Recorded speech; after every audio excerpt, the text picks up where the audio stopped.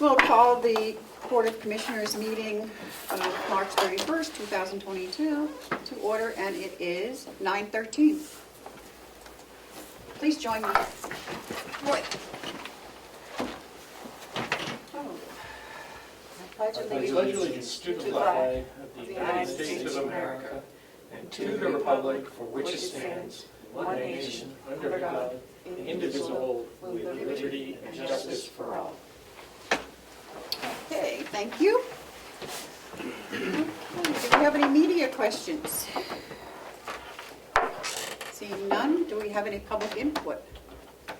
Seeing none, we will go to the approval of the minutes for March 17th and March 24th. We need to go into non-public for one of them. Madam Okay, Chair. which one? The ones from last week. The older 24th? one. Yeah. Okay.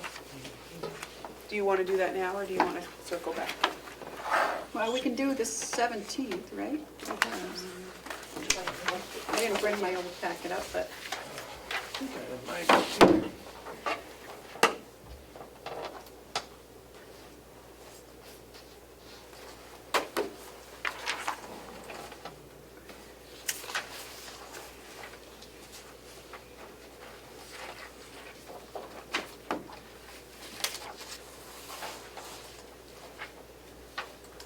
They look fine to me, Madam Chair, the 24th. okay, so it's the 17th it has to be? Yes, 17th, it has to be correct. Okay. Matthew, the 24th? The 24th? Yeah. They should have been in your packet They today. were. I thought we were looking for the other one. No, the 17th is the one that has to be non-public. Yeah, there's a question about the non-public minutes that we need to discuss before we approve them.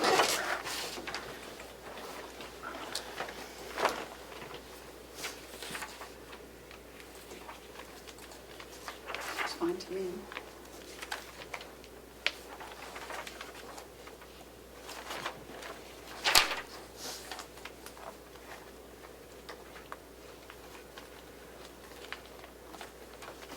It's good to me. Let's make a motion to approve them as written. Okay. Seconded? All those in favor, say aye. Aye. Aye.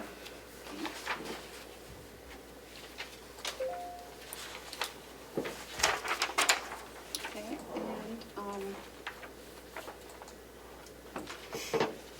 I have the ones from last week, Madam Chair. Okay. So whenever you want to go into non-public.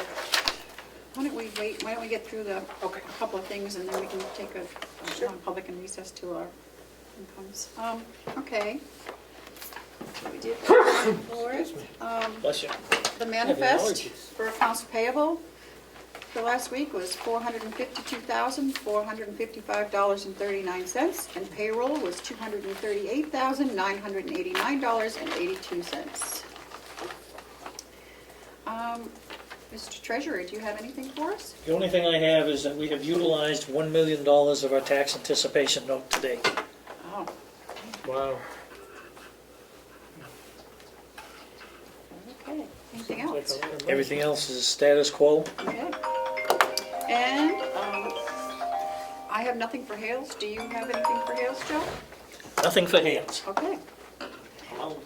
All right, then, I guess if you would like to read us into non-public. Yes, Madam Chair, I would. I make a motion that we go into non-public under RSA 91A3, Roman numeral 2, subsection.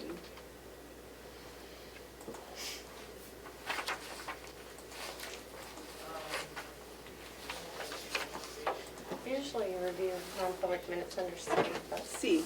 yeah, Do we have any other non-publics today? not that I'm aware of. Okay, good. Okay. Okay, Seconded. all those in favor, roll call vote. Commissioner Tesari, Aye. Commissioner McCarthy, Aye. Commissioner Platt. Aye. 9:17. I'll await a motion to come out of non-public. Motion to come out of non-public and seal the minutes. Seconded. All those in favor, say aye. Aye. Aye. And it is 10:08. Okay, so next on the agenda is North Star Academy.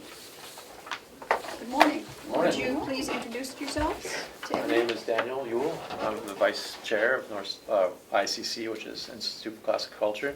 Okay. I'm Marion Claus. I'm the secretary for the Institute of Classical Culture. Greg Brooks, board member.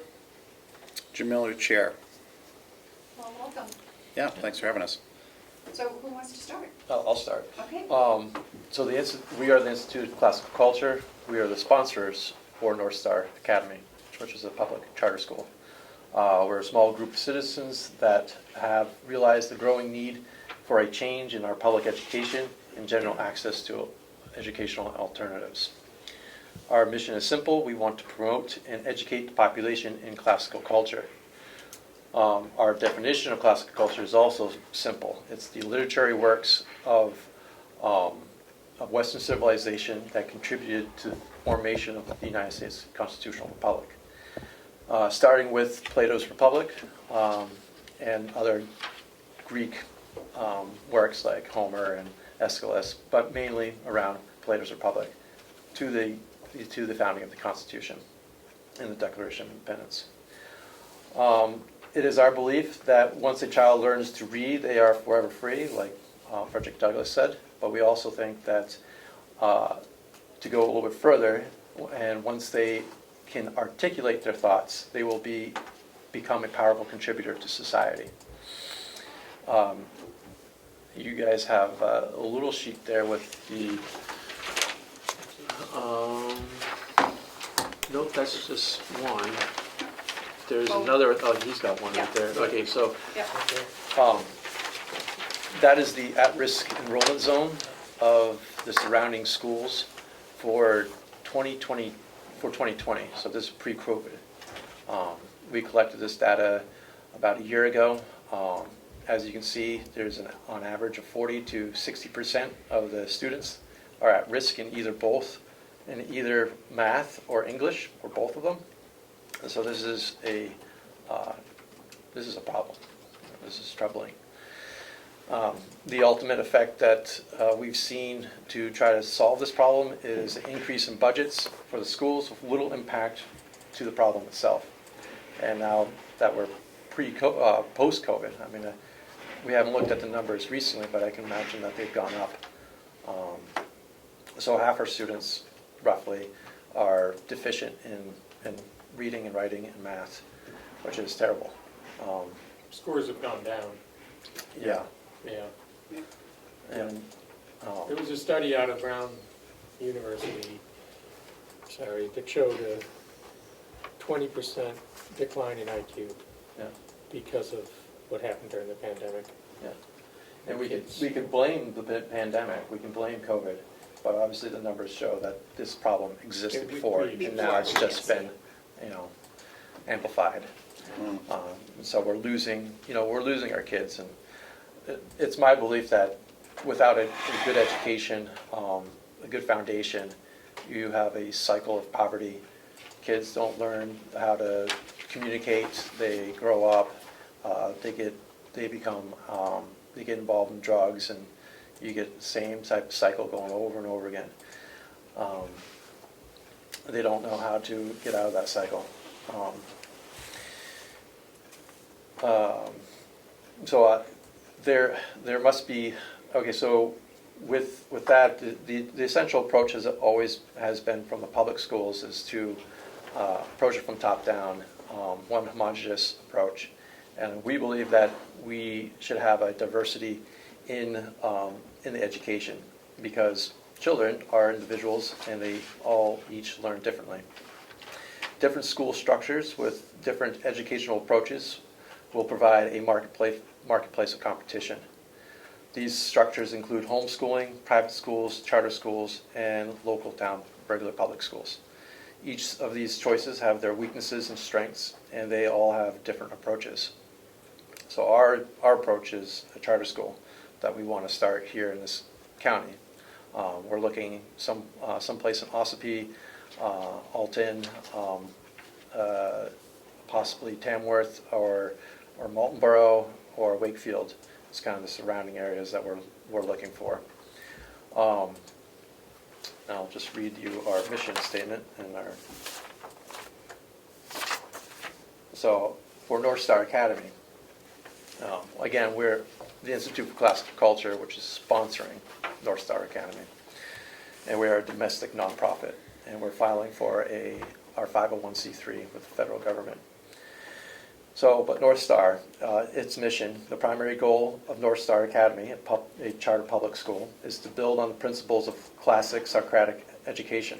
From astrophysics to music, or from poetry to robotics, our teaching will illuminate the common principles with which connects all subject matters, such as symmetry, dynamics, and potential. North Star Academy aims to establish research-based learning with emphasis on deriving lessons from original sources. Understanding the characteristics of historic individuals will be emphasized and explored in the context of their contributions to Western civilization. Utilizing a well-rounded curriculum, students will master their abilities, knowledge, and confidence, setting them on a path to becoming leaders and contributors to New Hampshire's innovation and growth. This developmental path will provide students a moral and intellectual impetus to increase their responsibility for their life and the world around them, which is very crucial. Right? They can take responsibility for themselves and the people around them, then they will not, I believe, fall victim to addiction, which is a big problem. Our vision, North Star Academy, will provide each student the crucial intellectual and emotional development that is necessary to lead in this rapidly advancing modern world. North Star Academy staff will seek to equip each student with a scientific method to investigate and address the vast changes in life. Additionally, students will learn to understand and appreciate American history, promote our founding principles, and engage in civil service. Finally, each student will achieve their highest level of intellectual artistic expression. So that's the crux of our goals. Our curriculum is based upon Hillsdale's curriculum, which is rich in the classics. And so we're really here today to discuss with you guys how we can actually get this. For instance, there's the building for the old nursing home. Yes, thank you. Okay. Building. Is there like any other buildings that are vacant? Is there any? So yeah. If I could, just I don't know if it was clear. So we do have an application into the state. Yeah. We're currently gone through legal review. They've asked for a couple of small edits, they're pretty minor. And we're in peer review. So there's a certain level of steps. We expect to have the charter approved probably by, the end of April, I'm guessing. I'm sorry, probably around June timeframe. We call it our sister school. There's another school that received a charter in the state of New Hampshire. Hillsdale curriculum was approved, and they got their charter. So we're very similar. So we fully expect to get the charter. And as Dan's talked about, is one of the challenges right now is to find a place to have the school. So what kind of space are you looking for? Because I do believe that you and I have talked before, and I was under the impression that we didn't have enough space for you. So how much space are you actually looking for? So at the end of 5 years, we're probably looking around 30,000 square feet plus. But if we are able to set something up for the first couple of years, we were looking at a building in Moulton Borough that had 12,000 square feet. And we were thinking that would be sufficient for the first year, with probably another 5,000 square feet for the next year, and then leading up to a 30,000 square foot building. We are in contract with a piece of land that we're pursuing, but building is quite a challenge, building an actual whole entire building. There is federal grant money for outfitting a existing building, but not for building a whole new building. What about renovating? Yep. Yeah. Renovating. Renovating, yeah. What grades are you going to be doing? Well, the charter will be K through 8, but we'll start with the K through 4 and build from there. And so we're going to try to, we're open to being creative. You know, it might be something maybe starting in elementary school and then another site for middle school, maybe if there's room to expand. But it's pretty obvious up here, there's land, but not a lot of buildings. The other school, there was lots of buildings, but not a lot of land. So we have different problems, but we're open to just insights you can offer, things that you see on the horizon. But we feel like we're going to be pretty creative to make it happen. And that's our biggest challenge, Yeah. not have too many buildings. And the buildings that are available will take a tremendous amount of work, like Yeah. the old county built, the old courthouse. Then there was a building past that was for sale. I think it finally sold. And just the amount of work. Have you looked at the county courthouse, the old county courthouse? We haven't taken a look at it, no. Because it's not, that's, yeah. Is Can that I an ask? option? Is that an option? We don't know at this We time. don't know this time. The county does not own that building at this time. Is it the town that owns it? Historical It's a Society is using historical it. society. They have a, pretty much kind of a lease type deed. If they don't use it, it reverts to the county. And are they the ones that fixed the chimney? They're- I believe they did. Yeah. Yeah, when we They're- were there. I fixed They that. don't have a lot of funding to maintain it. And But there is lead in the building. Okay. it would need renovation to be used as a It's school. expensive renovation too. Well, yeah, yeah. But Asbestos? it might predate asbestos. You might be okay there.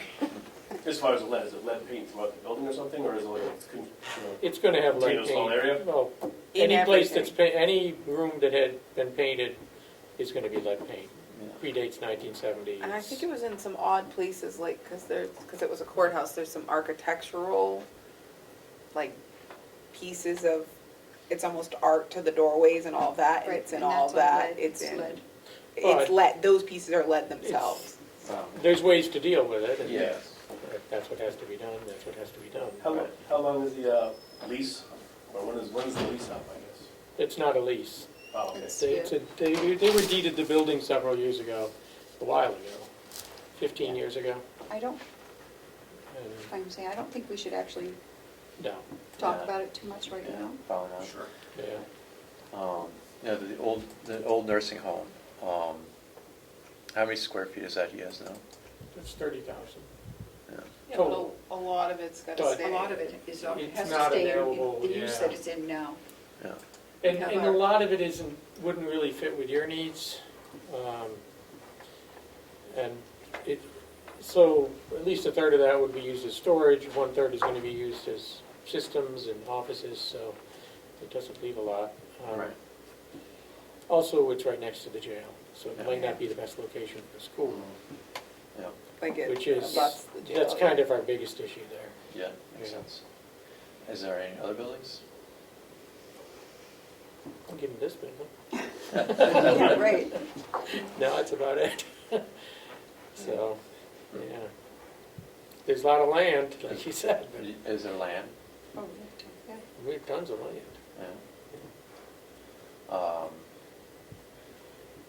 So the property that we're looking at is off of 16, so there's a lot of complications that's involved there because, you know, it's a limited access highway. And it does have a permit for a driveway, but the size driveway that would be required would be a multiple lane driveway, multiple access, so we're talking about a pretty big bill right there, just to get into the property for parents to drop off their children. So we're still looking at other options in terms of land. There's a place down in Wakefield, right next to the, is not a hospital, but it's a medical facility, right at the lights, right before you turn into Yeah, Wakefield. with Frisbee owns it. Like, Yeah. Whatever, yeah. Yeah, so there's a chunk there, but it's a $750,000 that he wants for it, you know. How much funding, can you say how much funding you have, what you're kind of looking at in terms of funding? We have one rough estimate, but there's different approaches to the building. We found a company that does steel modules that are either permanent or removable, or they can be moved. So we're thinking of going that direction to keep our costs down, so we can focus on the actual education and not spend a bunch of money on aesthetics. But the other price that we've been kind of juggling for a building the size that we need is around $10 million. Okay. So, And are you looking at any private funding too? Are you pursuing any foundation grants? And a lot of it is hinging on the state actually accepting okay. our application. And then you can pursue some of that. Because I know there's a lot of foundation money available for charter schools, private foundations that are supporting this. Yeah, the other school, Lionheart Academy, just received $1.5 million for their project down there. I don't know all the details on it. I think there's sort of 2 cycles that's involved. So we did apply for roughly $750,000 in a grant from the state, from some of that money that came in, like $46 million that come into the state. And we were told that the application was good, the funding would probably come to us. It's just that they gave the money to schools that had been chartered or actually had been in operation and never received funding.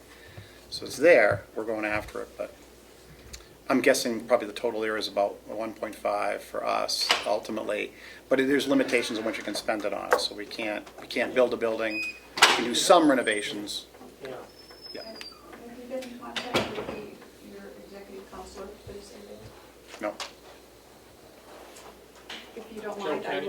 if you don't mind, I'll get in touch with him and have him give you a call. Please do. And are you talking with any of the legislators at this point? I've met Cardilli and a few others. Yeah. Okay. You should reach out to them. Maybe we should reach out to them too. It sounds like a great program to me. So, Of course, we would like to help you any way we can. We can check into and explore, now that we know what you need, what we can try to link you to Yeah. if a county building isn't gonna work, Right. where we can link you to get you what you need. Much appreciated. Yeah, thank you. Thanks for your time. yeah. You're very welcome. Thank you for coming in. Yeah, no problem. Do you, Who would you like me to have Joe call? Would it Call me. you? Okay, will do. You have my contact, I do. Yeah, it's on there. I do. okay. Thank you very much. Thanks, folks, appreciate it.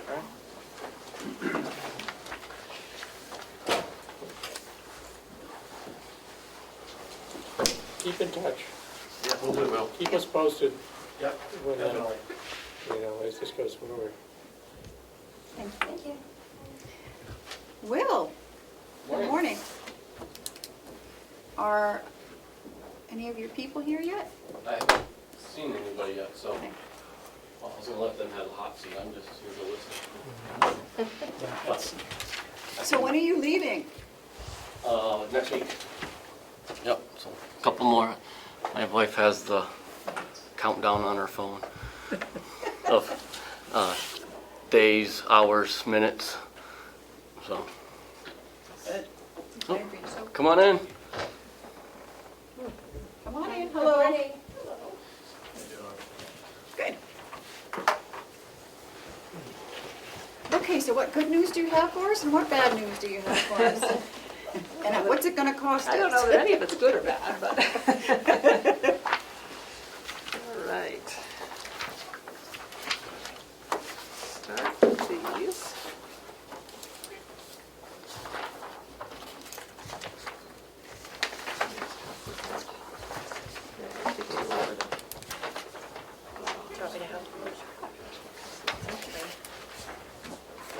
Start with that. Oh my goodness. Okay, we have 3 to start. How's that?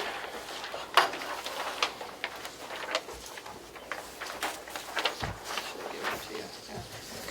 That, and I'll start with the SR2. How's that? Is this just an extra one? Yeah, I don't need one of these, I have it electronic, I also Do you do. want to use one of those?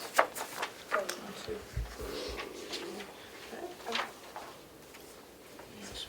3. I was gonna wait on you, so 3 and do that after, so you don't get confused, because they look the same.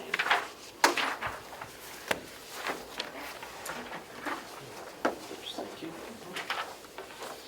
Thank you. Okay.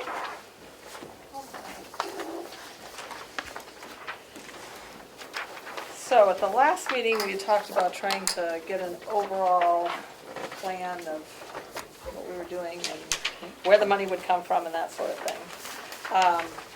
So I guess that's where we can start with, we're kind of calling this our roadmap. So the upper left corner is ESR 2, and that's the ESR that I gave you. It's an engineering services request, which is basically the scope of work that would go for our contract.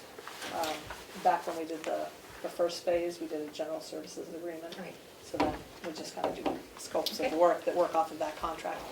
So ESR 2 includes most of the source work, hydrogeological work, and evaluating the source capacity of the existing wells to see what you have and if it's adequate.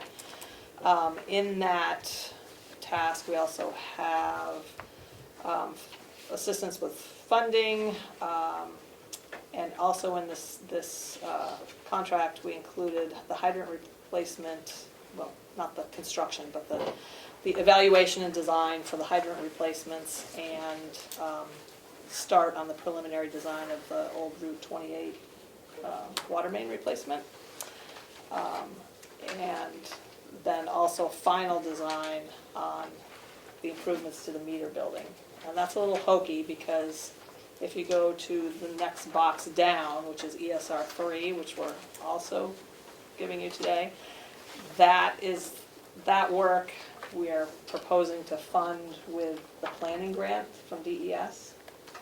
So the preliminary design for the meter chlorine building work and the storage tank, the work up on the hill, the preliminary is in ESR 3, which we're proposing to fund from the planning grant, whereas the final design is in ESR 2, which would be county, from your funding. So that's I know that's a little odd, but it fit better with kind of the requirements of their grant, is why we split it that way.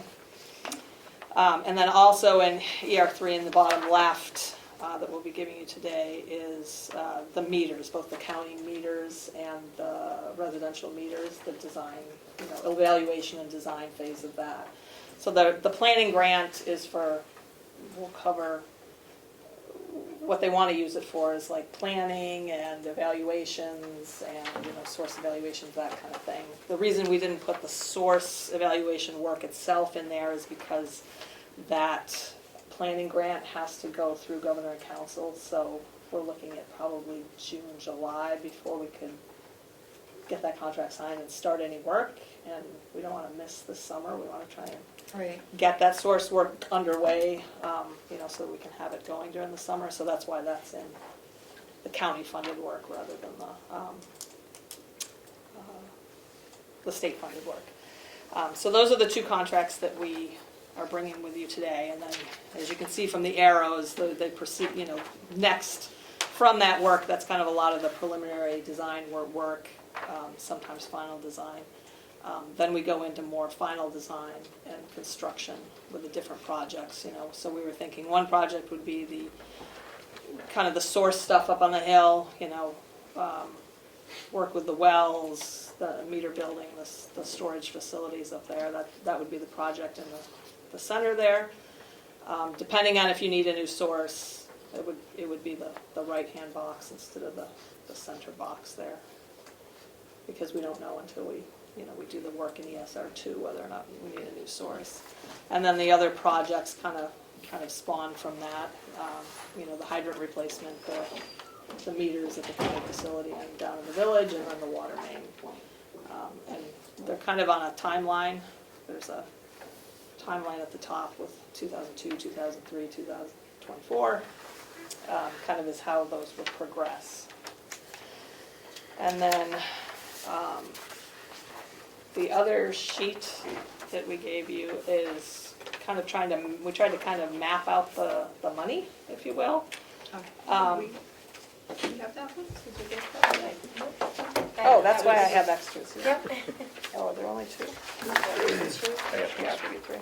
Take that one. And Well, I may have another print. I got I don't know if I printed that out. So the top part of it is if you don't need a new source, the bottom of it is with a new source.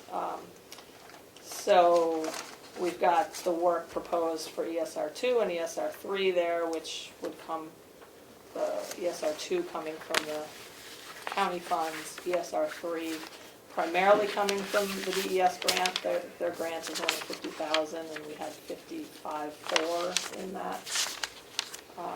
that contract. So the other $5,400 would come from the county grant or the county funds there. And then the third line is, moving into construction on the source facilities up on the hill, the hydrants, and the meters, and the water main on Old Route 28. So the total of all that would be just under $2 million, which I think is what you guys had planned to budget from your ARPA funds. So if we don't need a new source and these, the preliminary costs that we've estimated are in check, it looks like we could do it all for what you have. Great. If we need the new source, that moves you down to the lower one. Yep. And as you can see, then that pushes you with a $700,000 shortage, which we would propose to apply for an SRF loan and grant for that. We don't know what they're going to be offering on SRF yet, because they've got that infrastructure money coming, and the feds haven't really said what they're doing with it, what the rules are going to be. They're all still working through that. So what happens with that is we can put it in a pre-app in June, Yeah. and then we hear whether you get on the funded list, and hopefully by that time they would know what they're offering, if it's going to be an 80-20 or a 50-50 loan, grant, whatnot. So we'll know more by summer, and hopefully by the end of the year we would know whether we need the new source or not as well. So that's kind of the dollar part of it. And then, so what I gave you already was ESR2, which is the scope of what we're planning to fund, start with the county funds. And in that, we have, I'm just going to go to the end because that's where the funding summary is. So task 2, and what we did is build on what we already did. So this evaluation report we did was task 1 when we did that. So we're just adding on tasks as we go to that same. Page 6 is the summary, and before that it gives you more of a detailed breakdown of what the proposed work for each of these items. So task 2 is the hydrogeologic part of the well evaluation. So that's with a hydrogeo subconsultant that we'll use. And then task 3 is like Underwood work associated with that, working with them, pulling data. They've got to install, they're going to install well level transducers to get some well level data. They're going to do pump tests, things like that. So that's our part of it is task 3. 4 is assistance with funding. That's grant applications and whatever's needed for billing with your ARPA funds. I know Bonnie's going to have certain things that need to be filled out with that. So that's what that allowance is to cover those kinds of things. Task 5 is the hydrant replacement evaluation design, kind of figuring out the best way to sequence that construction, and then to do some sort of technical specifications in a contract to be able to go get quotes or bid that work. Task 6 is preliminary design of the Route 28 water main, and that's got survey and geotech in it, and getting like a preliminary plan set up, conceptually where the main would go in the street, that kind of thing. So it's the beginning of that. A lot of the engineering, well, everybody, engineering, surveying, geotech, even contractors are pretty busy at this point with all of the ARPA money coming in, and now the infrastructure money's coming in on top of it. So when I called the surveyor to get a price, they said they were booked for the year, but they could get it in before the end of the year, before the snow flies. So that's why I included that in there now, is so that we can at least get that survey, because, if we get pushed to the next year, we don't even get the survey till 23, then I was concerned that it might start pushing us up against whatever the deadline is in 24 to have it bid, so I figured it was better to get that stuff done ahead of time, and kind of have it ready to go. And then the meter chlorination building final design stuff, which will come, that's doing the bid documents and things like that for the work, the design work that's being done in ESR 3. Anybody have any questions so far? Will? I know I'm flying through a lot quickly. Well, I've got a plethora of questions, but they're probably going to more hinge. I mean, I've talked to Lynette, and I talked yesterday, and she answered a lot of my questions, or some of the questions. So more of the questions that I have will be for the commissioners, and the way I see a couple of these tasks is there's 2 roads that we can go down, and that's where I'd be looking for the guidance of which road we want to go down with a couple of these. So I don't know if you want me to dive into some of those questions on what Lynette's presented already, or if we want to let her continue with. You want to go through ESR 3 and then? Yeah, I can wait till. Okay. Yeah, I was gonna say we could let her continue her presentation, and then. Could I ask a question though, right off the bat? So it has been determined that we need to replace that water line, that water main, the old Route 28 water main? Is that? I think that's definitely a goal to be done, because it's only a 4-inch PVC pipe that runs down through there, so we're not getting the volume. We got a hydrant at the end, so we're not getting a volume, plus, PVC pipe, we're at the mercy of easily being broken at times if, Yeah. Knock on wood, it hasn't happened, and we're lucky on that. How old is the pipe? I think the rumors I've always heard is the state garage is the one that broke off and ran it out the old DOT shed down there, ran it all the way down there, but I have no idea. I mean, I'm guessing we're talking, did you hear any history on it? I'm guessing we're talking 30 plus years probably. It's the only main that wasn't replaced in 2000 with the Right, rest of the 2001 things. we So replaced almost all the other ones. It's at least that old, and obviously it was How there long before. how long is the run? How long down the road? Yeah, how far? It's a couple thousand feet, I think. Yeah, because it goes from, That's what- I don't know if you're familiar with down there, but it goes from basically like with the fire station all the way to just shy of the post office, if you know where the post office is. Okay. So the DOT shed's right next to the post office, so it's that kind of section is what we're talking about. That's just a big part of the cost. Yes. And that was, when we did the report, we ranked that kind of as the least important, if you will. I Right. mean, the last thing Lower on the Yeah, list, it's like in there, it's a big chunk of and I think and we can still kind of keep that as the last thing, because, a lot of this, as we go, we're gonna be adjusting the costs opinion every time, as we do every piece and find out, how much things really cost to do, we can keep adjusting the costs and see whether And some we've of that got more or project, we've got left. I think keeping that down, obviously it's lower priority just on the function of the whole system, that's why we ranked it lower, but the advantages of that too, and I don't know the full details, but as we get more details on this infrastructure bill, that's an infrastructure thing, that part of the project may be able to qualify under different funds than having to use the county's ARPA We funds. haven't seen those rules yet, have we? Right, so I think having this, having this plan, the part that Lynette was just talking about of getting the surveying done and what we need and what requirements and all that kind of stuff is good right now, but because that could take a long time to happen. That's the first step that has to happen with it. But realistically, from that actually being able to happen, we're probably looking at a couple of years out, which is going to open us up to what's the infrastructure bill going to give us. I think that's just Right. what I've gathered out of. And I mean, kind of the motto has been, there's no better time to do stuff if you need to do improvement to your system than right now. So we don't want to because- close the door on. Right, because Right. there is all this Good. money coming in from. I mean, from clearly, feds the high and different priority is sources. going to be evaluating the wells on site here. Right. Right, that's the first If couple we of, need a new well, yeah. yeah. So with this, it's kind of, let's get the survey done, let's get the preliminary design, we'll get a line on paper of where, what we think we would do, and then we'll see where we stand with funding, and, as we get out a year or two, and do we actually do it, Does So it I'm- actually get built? I would suggest we go through the SR3 that she has Yep. for you, and then I'll present some questions that I have on concept where the commissioners would like to go after Lynette gets to finish that.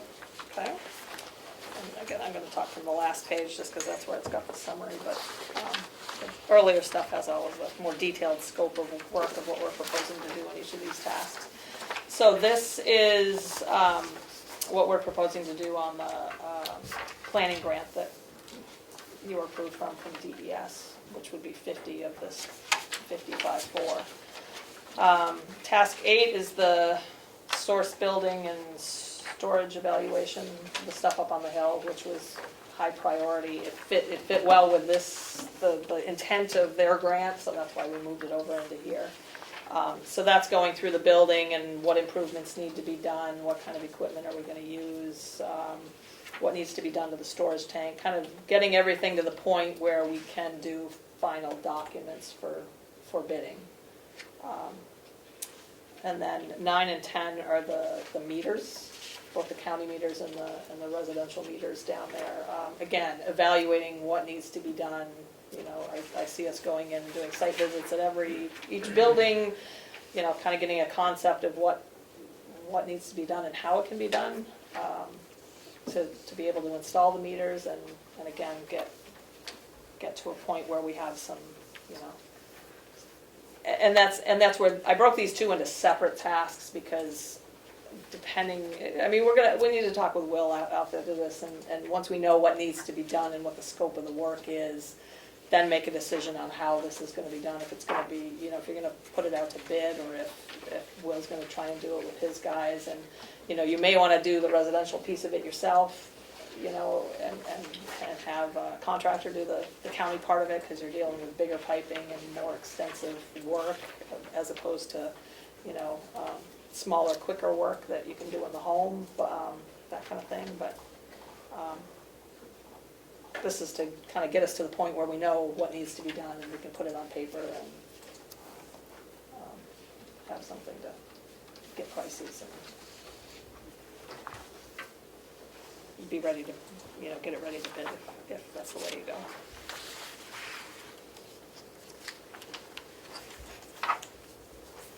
So that's all I have on those two. That's the total sum of the work that we're proposing to put under contract right now. A ton of writing, thank you. So, we tried to lay it out so that you could understand what, I mean, It's very well. we're not, we're talking a lot of money. I would want to know what you're doing for this money. So for the pieces not included, that would come on this side. Yeah, and that's, either final design and construction, or Yeah, some siting cases of just the- final, just construction. Siting in the new well. Right, and that's that far right box if we have to do that, Yeah. and then what is the budget for that? Do you remember? New source, there's like a $500,000 in there for that. That's roughly what we're looking at. Yes, go ahead, Will.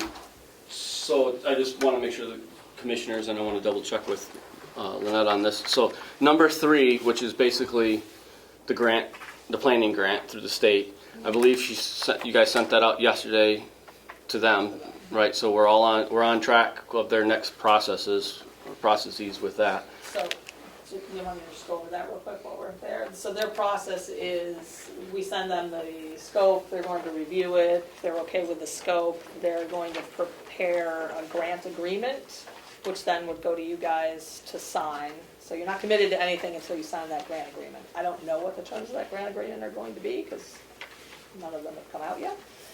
Because the deadline for the scopes is today, so they'll all be rolling out within the next few weeks, I would assume.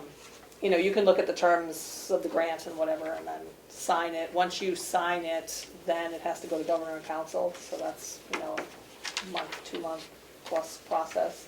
Once it comes back from there, then we would sign the ESR with the county, you know. You would sign the ESR with us, and then we could start working on those items. Okay. So that's kind of what's going on with that.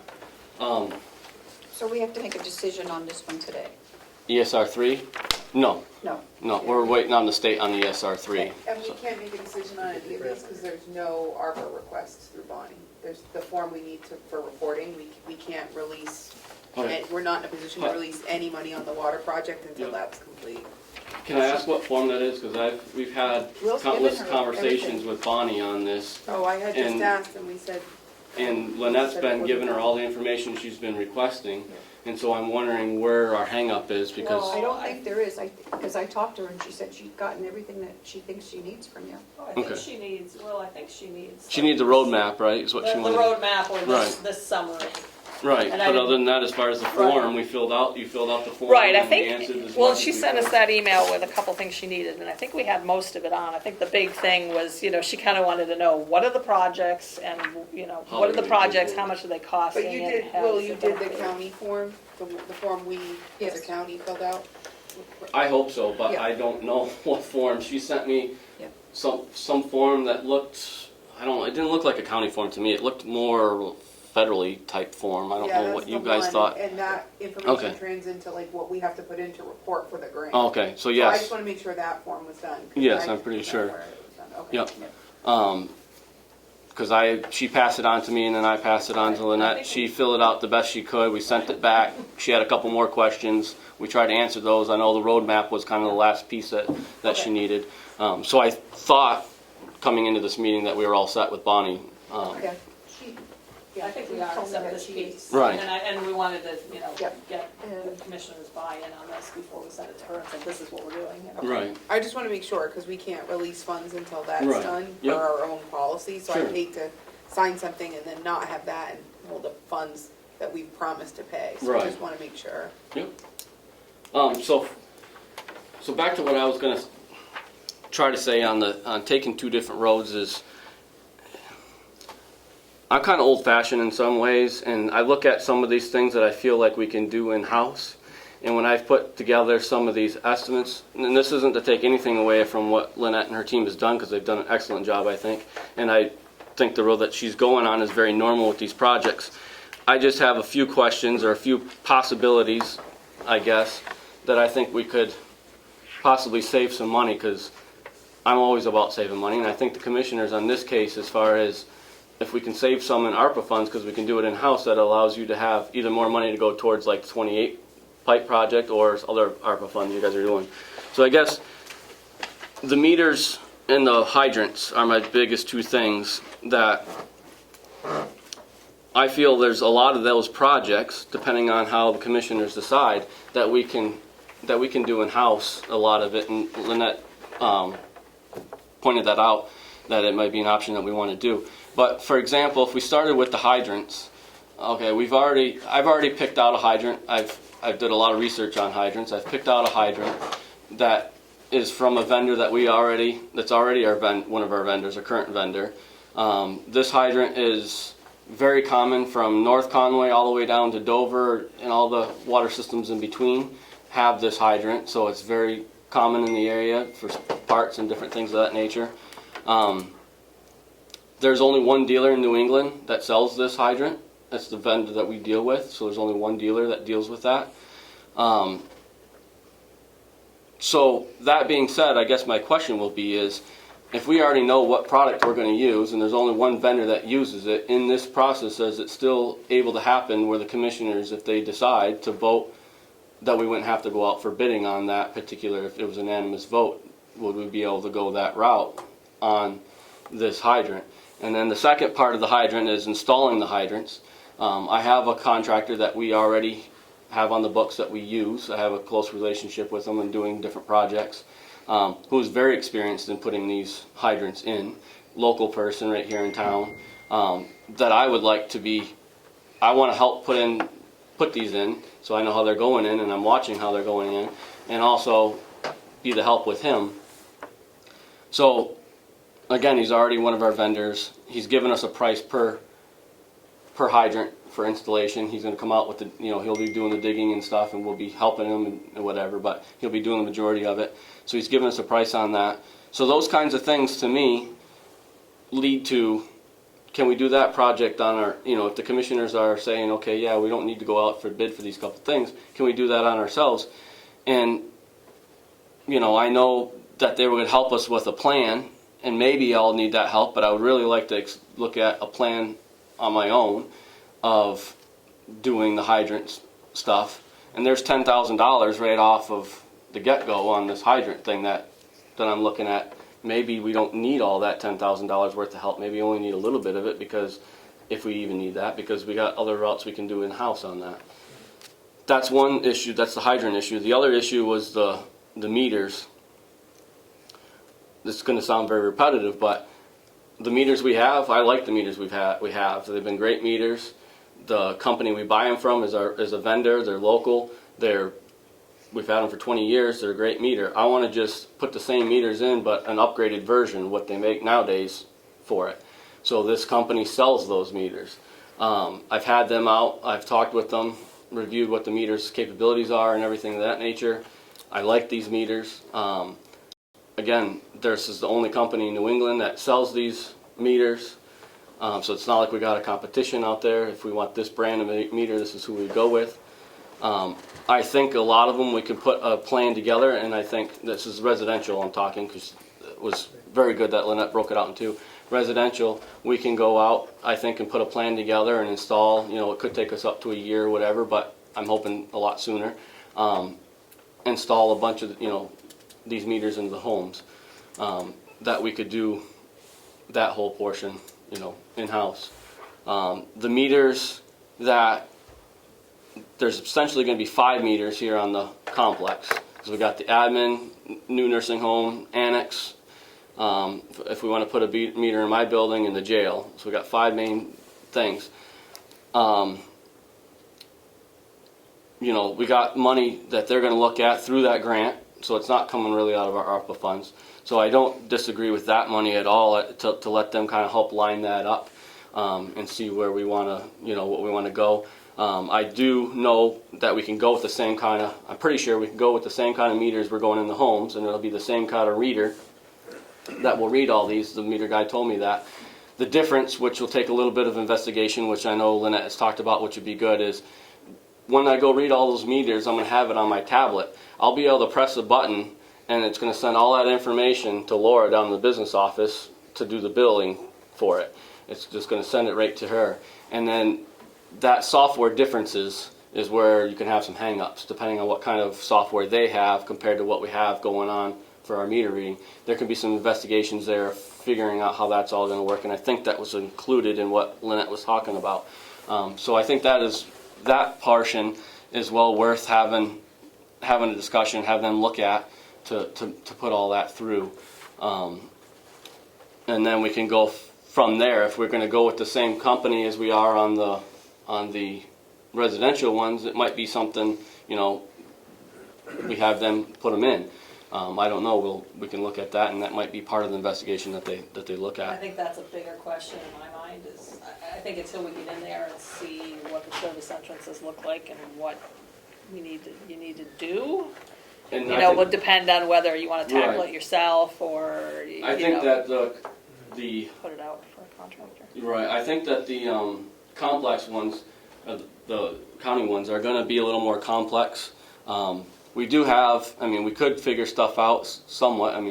Bob is a master plumber. He has an idea on these things too. But based off of that, talking with him, I know some of the services come in and where they're where they're placed in the building, they're going to be possibly vertical instead of horizontal, and these kinds of things make complications, and I think that's where it's going to be good to have Lynette and her team come in and evaluate all that kind of stuff of what it's going to take, because they're not just going to be something, the home ones they're already plumbed. I just go in there, put new seals in, and I tighten it up and make sure my wiring's good, and I'm good to go.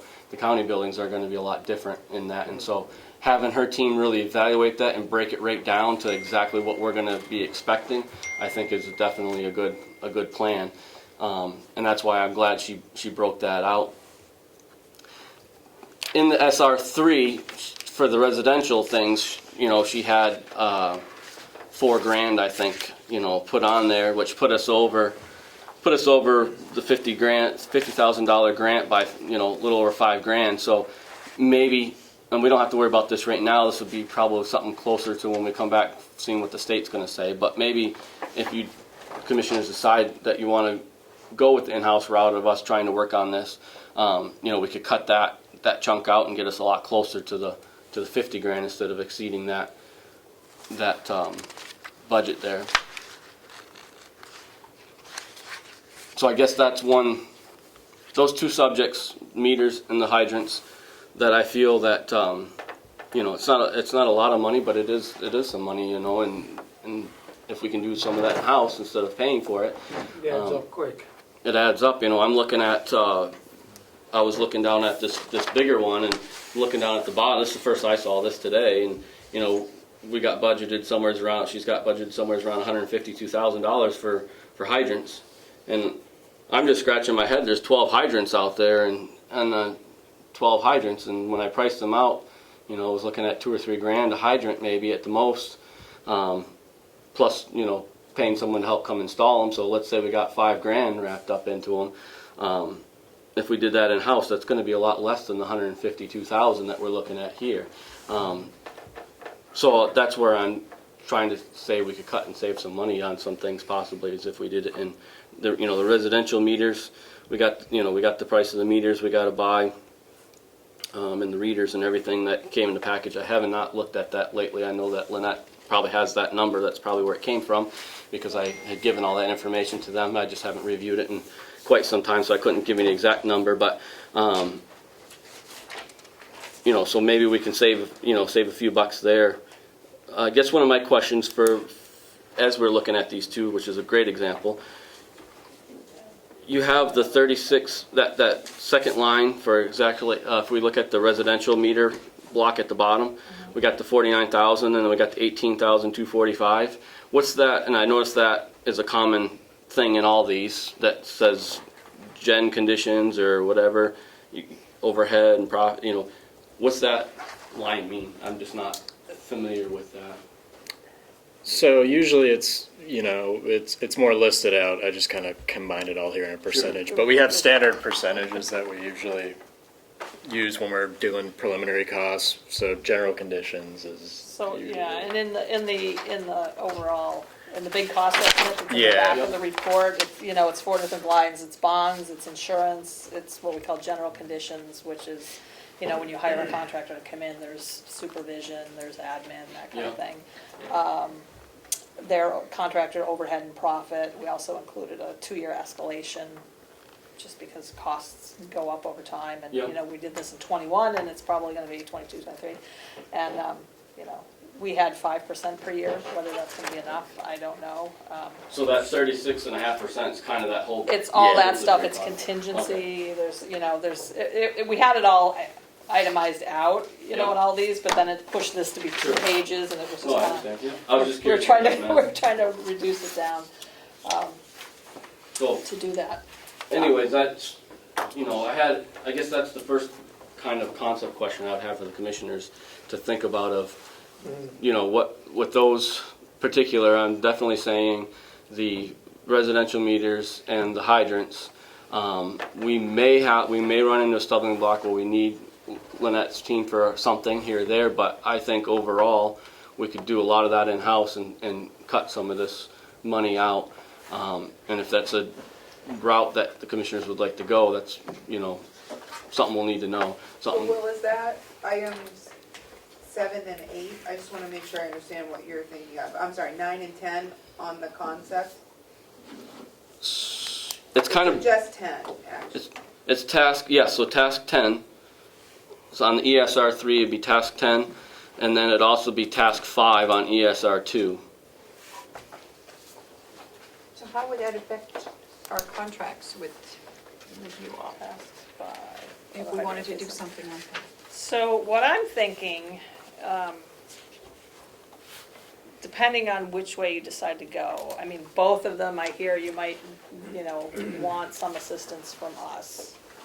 Maybe less than what we've planned if you go out, and obviously, we've kind of set this up on the conservative side, that if you do go to bid, so, if you go out for a regular bid, but if you can do the hydrants in-house, that would be less on our work. Right. I mean, we do bill time and expense, so basically any of these tasks, if we think something's gonna take 10 hours, and we've got 10 hours in here and it takes us 5, we only bill you for 5 hours, and you've got 5 hours sitting there to do something else with. Right. So I guess my thought initially is,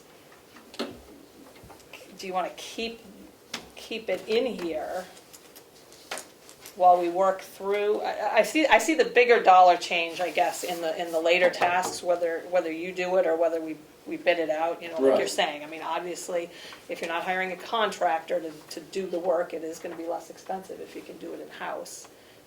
I see the bigger dollar changes here rather than in this work. And yes, this may come in less, but do we wanna go ahead and have this so that we can go either way as we decide how to do it? And so, and if we don't use it, and we're not billed for it. Right, it's Right. still here, and we either put it, So we towards other work that comes late, like if we get through. Or it would be less of a shortfall if we need the new water source to get to our total cover Well, right, number. I'll, I mean, and what, I mean, we would typically do is, say we don't use all the money on one of the tasks here, maybe it carries over into when we get into final design on something, it's like, okay, well, we have, $10,000 on this contract that we didn't use yet, so we can start the final design on that and lessen it on the next scope. But- How do we, as the county, I'm sorry, Nope, yes. how do we as a county, so in task number 2, we're looking at $147,000. How do you guys bill us on that? Do we bill it as we go down, or are you guys gonna send us 1 or 2 big bills that we send a check to, or? You'll get a single, what I was proposing to do, and I haven't talked to Bonnie yet, so I don't know if this works with her, but what I was planning to do is it would all come in one invoice, but it would be broken down as by task. So, Just as is on our just, sheet. right, we would track it by task, how much we're doing, and then, that certain tasks are on the count, or on that state grant, Right. so that you would still be paying us, but the state would be giving you money. Right. So you'd get the invoice, instead of paying that invoice on those tasks, you'd hang on to it, you'd submit it to the state would reimburse you the money, and then you would pay us Right. those tasks. So that $147,000, if the commissioners approve that, and Bonnie writes you guys a check for that, and then we come back and I say, well, geez, I can do all this task 5, this hydrant stuff, that's 10 grand. Now, all of a sudden, and let's say I don't have to bring you in just because it makes the numbers easier, would that just give us a $10,000 credit towards the next task that we go And you don't pay to? us until we do the work, so, so we start on the work, we Okay. bill you monthly as the work progresses. So if we never do anything on the hydrants, then that money would just be sitting there, it would be contracted, but you would never pay us, because we would never bill you for it, because we Okay, didn't. so we're not paying just one check, we're getting monthly as you Oh, yeah, guys you're go. getting monthly invoices, Okay, well, but it that's- would all be on one invoice, with broken out by task, so you know how much of the Right. money is going to each And phase, if you will. Would you do work as authorized by will? Well, yeah, I mean, Yeah. right, I mean, In other words- if he doesn't want us to start on a task. If he then- says, you know what, I'm gonna handle the meters, don't work on that, Right, so, that's fine. and then it never gets billed to us. Right, they wouldn't be billing it because they wouldn't be working on it. Because they wouldn't be working on it, and they would Okay. just, Okay. and it's payment upon completion Right. And we of usually each task. Right, so usually we bill on a monthly basis, so every Okay. month you would get an invoice with all the For the work tasks done. listed, and, What you did you in know, those how much tasks. was done, how Right. much is owed on each one of those. Okay. Joe, you have a question? I do have a question. I just want to make sure that I heard this correctly. Something about we get the invoice and then we could send it to the state and wait till the state pays us before we pay you? For those 3 tasks that are Mhm. on the planning grant. ESR 3, that's what. ESR 3, Yeah. that's part of it. Because the state doesn't always pay right on time, as we all know. Well, they're pretty, I don't know, on the SRF stuff, they're pretty good. I Okay. assume they'll be pretty Okay. good on the planning grant. I mean, it does delay it probably a month or something, Yeah. you know, because you get the bill, then you have to submit it to Right, them, they have to right. process it, comes back. Yeah. It does. And you guys are delay it okay a with little that? bit. They do that all the time. The other question I had, if I may, Yes.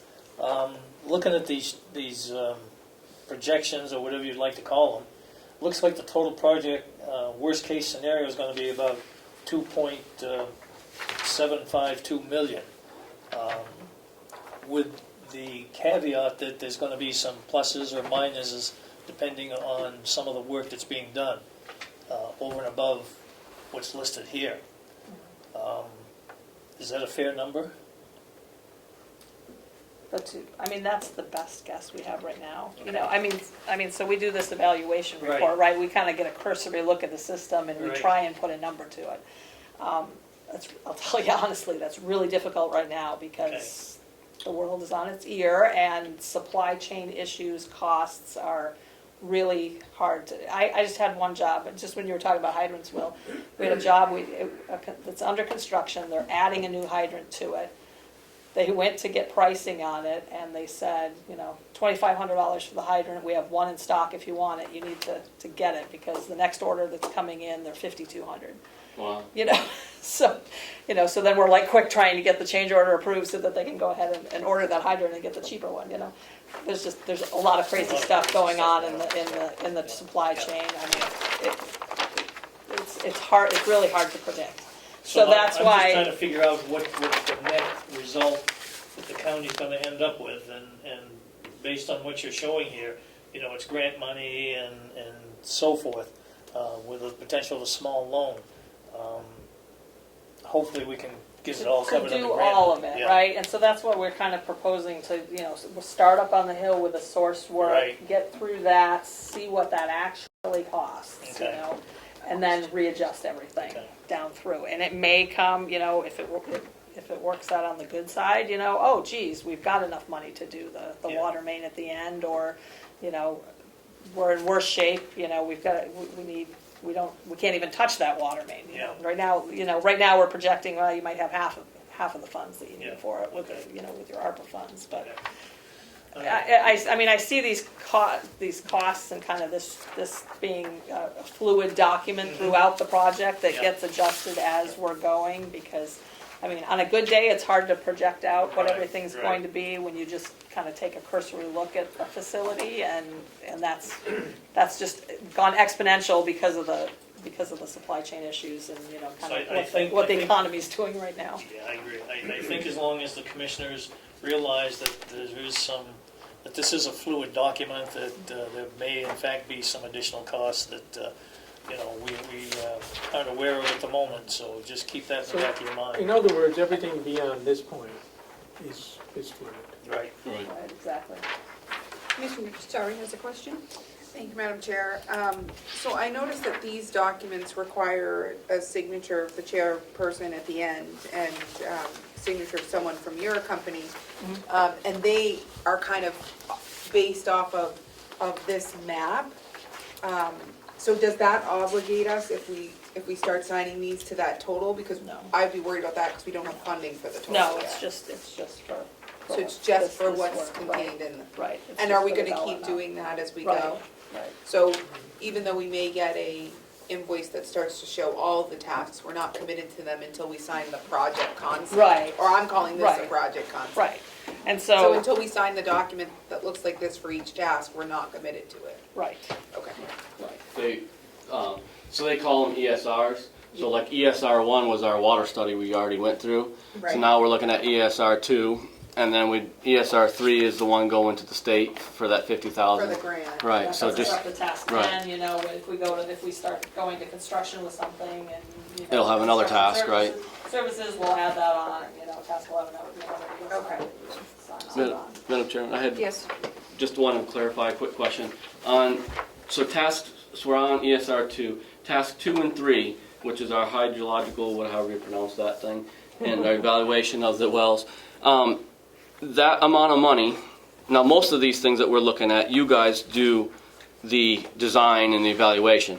But in those two particular tasks, that money that we're putting, which is $60,000 and $23,000, that's doing those jobs to get that information. So when we get back, so if we sat down here with you in June and all that information came back, you're going to be able to tell us, Carroll County, you need a new source, or Carroll County, you do not need a new source. Your sources are good. Is that correct? That we're going to know from those two tasks? Yes, I think you're probably looking at more a September, October, November. Well, yeah. answer. Whatever June you're right. answer, but- Whatever the timeline Yeah, is, but that's Right.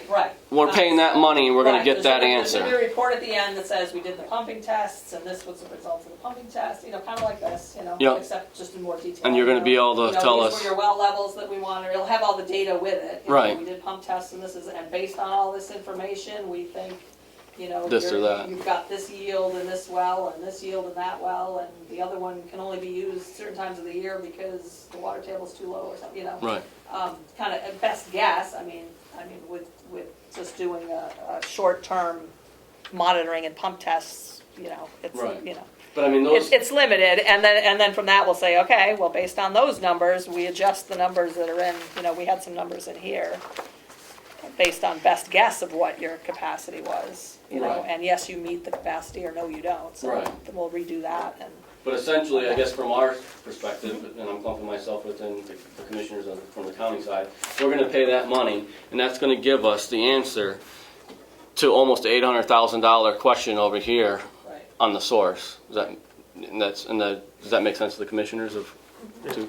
Okay. I just want to make sure that was clear of what we're, you know, amongst all these other things, but that's the biggest hanger of this whole discussion Right, and that moving kind of, forward, and I you want to know- know that that's what we're going to get the answer on, as, you know. And that determines, and then it goes along with kind of adjusting the costs as we go, you know. Right. We might be running down the first table and, oh, we need a new source, well, now we gotta jump to the second table. Right. And that, you know, kind of has the extra item of the new source and how much that's gonna cost. Could I ask some questions? Yes. Madam Chair. Will, do you know what the losses are on the current losses on the system as it sits right now? Water losses? Yeah. No, we don't. I don't feel that we have a significant amount, Nothing significant. but to be fair, I can't because we're not fully metered. Yeah. You know, we know what we're pumping into the tank and whatnot, and we know what the residents are using, and then we subtract that and assume that it's all county usage. But within that But we usage, don't know what the county's using. no, we don't know. And that's what these You don't meters have in the- each we You building. don't have the data to do that water Because audit. we should be billing the nursing home for their usage, I would think. Would any of the costs for the upgrades on the residential premises be paid? You know, any of the costs be paid by residents? Will any of that be I don't. passed on? I don't foresee it being passed on because it's our responsibility to provide, as the water company, if you will, it's our responsibility to provide the meter, the metering horn. We have a backflow preventer in there. Those are our responsibilities to provide to them, and that's why they pay us $100 per quarter plus their usage. So they're paying for that? So they're paying for it. So I don't think that these upgrades, none of those should be on their bill, in my opinion. And do the meters, do they need to be replaced, or They- it's an upgrade that would make It's- sense? They're 20 years old. They're going on 20 years old, and the life expectancy is 20 years old. So You we, know, to keep your accuracy. right, up, either you if know. we want to keep the accuracy, we need to replace them. And in order to Looking at replace going them, electronic, and right, and now's the time to do it with this. it'll save time, it'll also save a lot of fuel driving around Oh, checking yeah. meters. yep, a lot of time too, so. Okay. And it'll get you the And- better data too, because Yeah, you won't be exactly, that's missing that point where, you know, These- you can't get to the reading because, you know, they've got, Not that we A car have it park happen is very often in our system, but Yeah. For example, and we've had this happen not too long ago, but a homeowner that owns the home and they rent it out, there was this time they left, the homeowner brought in some contractors. They left the garden hose running, which made their meter continuously spin. When I went down to read it, they had a huge water bill. And they're like, well, nobody was living in there. Come to find out after a lot of discussion, probably the contractor left the hose on, forgot one night, right? But with these new meters, where they're digitalized and have all that information, if we really had a customer that was stinky, I can call in our vendor, he can plug his computer into it and say, 8:06 on Tuesday night to Thursday at 4:35 a.m., your meter was running, and we can go. So we could tell that information exactly. That's the capabilities these new meters are going to give to us. You can see it in real time. You're right. We don't generally have that problem. To be fair, our customers are pretty good, and it's not very often we have a problem like that. But these new meters would give us that capability. They give you a ton more information. Right, than what we currently have. We did one upgrade, put in a radio system somewhere, and the it was a much bigger municipality, obviously. Their tank was drawing down, and they were trying to figure out, well, what's going on? Why is the tank, we're putting all this water and the tank keeps drawing down. They went out and just did a read of like that zone, of the system that was serviced by that tank, and found out there, similarly, it was a home, a vacation home or something, and the pipe had broken in the basement and the water was just filling the basement, and so they were able to use that system to kind of track it down and then call the person and be like, hey, your meter's been running for a while. So there's a lot you can do with it because it gives you so much more data than what you have. Right. I mean, right now you barely get enough data just to bill, to send out a bill. I have a couple more questions. So I like the idea of doing things in-house to save money, to the extent we can. As for not bidding the contract, we have the authority under state law. We have the option that we don't have to bid service contracts, and even for purchasing materials, we can avoid, certainly if there's a sole source and there's only one vendor. But I had a question under ARPA. What are the restrictions on bidding and the requirements for bidding when we're spending ARPA money? Do we know the answer to that? I believe we have to put out to bid. Okay. So we need to look into that, I would But that think. doesn't mean he can't send out bids and still take what he wants. So there might be some requirements under ARPA that make it more difficult to weigh. And so we need to verify that and just follow those rules. In terms of the two tasks, ESR2 and ESR3, as written, it looks like it's all sort of service. We're not actually making renovations or repairs on any county buildings. It's all consultant services through us, and we've hired some. Because we have to be cognizant of whether or not we have to get delegation approval if we're doing repairs on actual structures at this point. Okay? It doesn't look like we are under this proposal, so. So you're Moving saying for like the forward- construction phase work, you have to go with the Moving forward, delegation? we might have to. It depends on what we're doing, so. I believe they support it, but it's a timing issue too, so. Will, you have any other questions, I don't. comments, or? I don't think so. I think I just wanted to.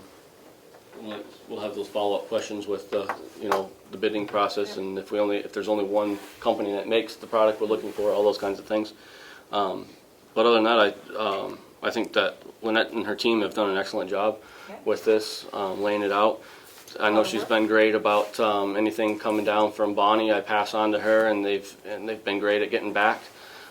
So yeah, I hope that we could look at the commissioners approving number 2 here, so that we can kind of get started, because that's that big, essentially $800,000 question is going to be determined out of this work being done. So you need, that's a question. So what do you need from us today, if anything? Do you need? I guess I need to know what you need, so these still have draft on them, because I didn't know if the Okay. format was good for you. I think that I formatted them after the last contract, which I think just had the chairman sign the signature line and our signature line.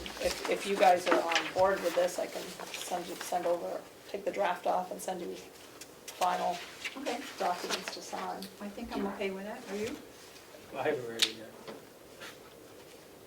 I don't know. So, Can I ask a question, Madam Chair? Yes. So this one's to Will. Will, like if we're looking at this piece of paper, like I've highlighted in task 5 and in task 10 because there are things maybe that you can do in task 5 and 10. Do you see other ones? Like, can you give us a thing of where you're thinking like DPW itself might be picking Sure. up some of it? We can definitely start if we, all the way at the bottom in the center, it says residential meter replacement. I think we can highlight that one from, So task 2 in that, it says task 2 replacement Yes. construction phase? yep, I would highlight that one. I think that can be done a lot in-house.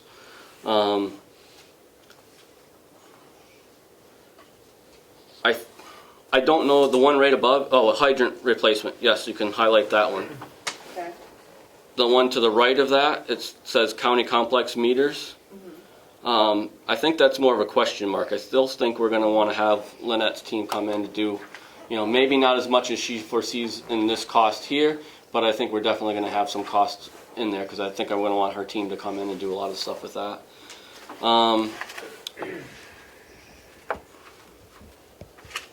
I'm just trying to make sure, like conceptually, I have an idea of under what he's doing and what we think we might do, knowing that this is a Right. fluid document. And then above that, when we go to the source meter and storage building upgrades construction phase, I think there's going to be, a couple little things in there that we might be able to, and I'll need to do more further discussion with Lynette on this, but, I'll point out, for example, replace the propane heater in there. It's a toxic environment that propane heater's in. About every 7 to 10 years we put a new one. I've already done it once or twice in my time here.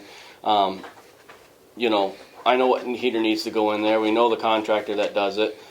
They're already a vendor. Do we need to spend, is that something I can just call and make happen? So it might be little tasks like that, painting the pipe. My guys, we might be able to go in and paint the pipe inside. I don't know what it's going to require yet.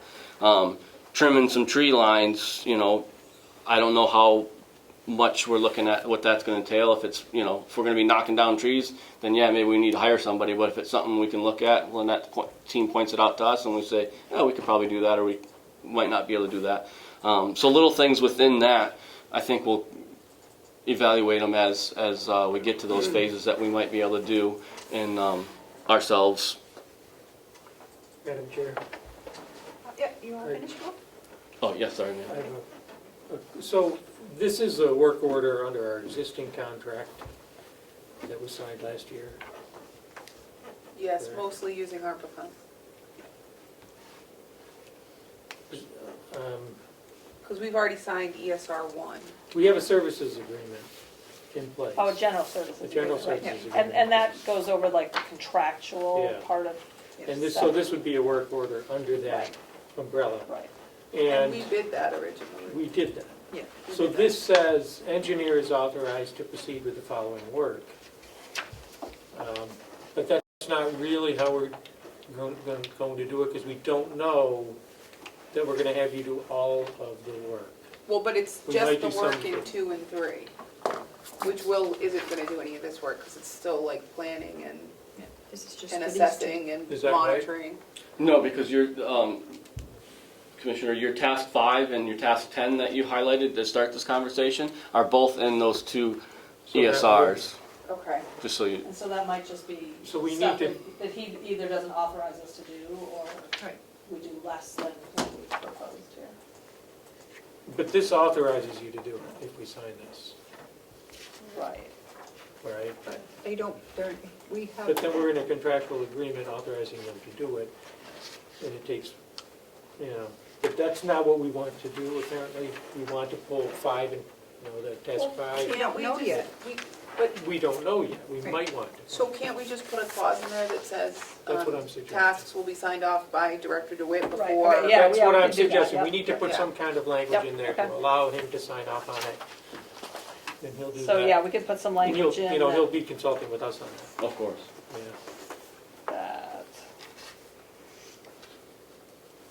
what is that task? And one other question for you guys. I thought last time when we did this, you guys wanted them to sign off before you did your vote. Yep. So if you want to keep that in mind, Lynette. I think last Oh, time we they, need to get our signature on it? yeah, they like Yeah. to see your signature before they'll sign It's it. the county's policy. Okay. So what language should we put in there? I guess it should go right up front. So next appointment.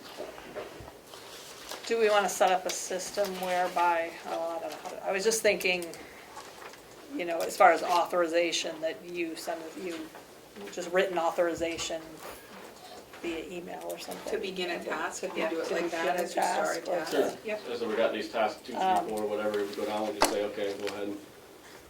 And I'm trying to think, do you want to just, do you want to do that on those two? Because the other thing is we do, sometimes we do tasks as an allowance. You know, like I have a client right now that we have a task that is just kind of whatever you tell us to do.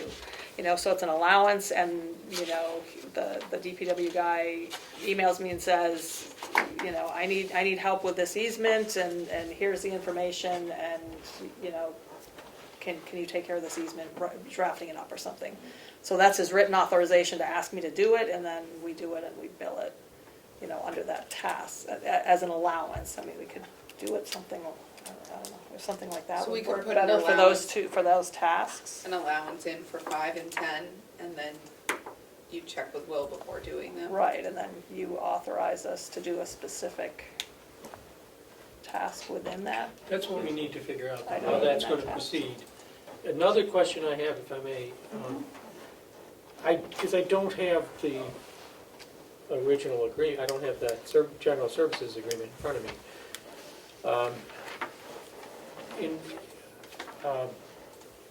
We talked here in terms of you'll bill the work as it's completed.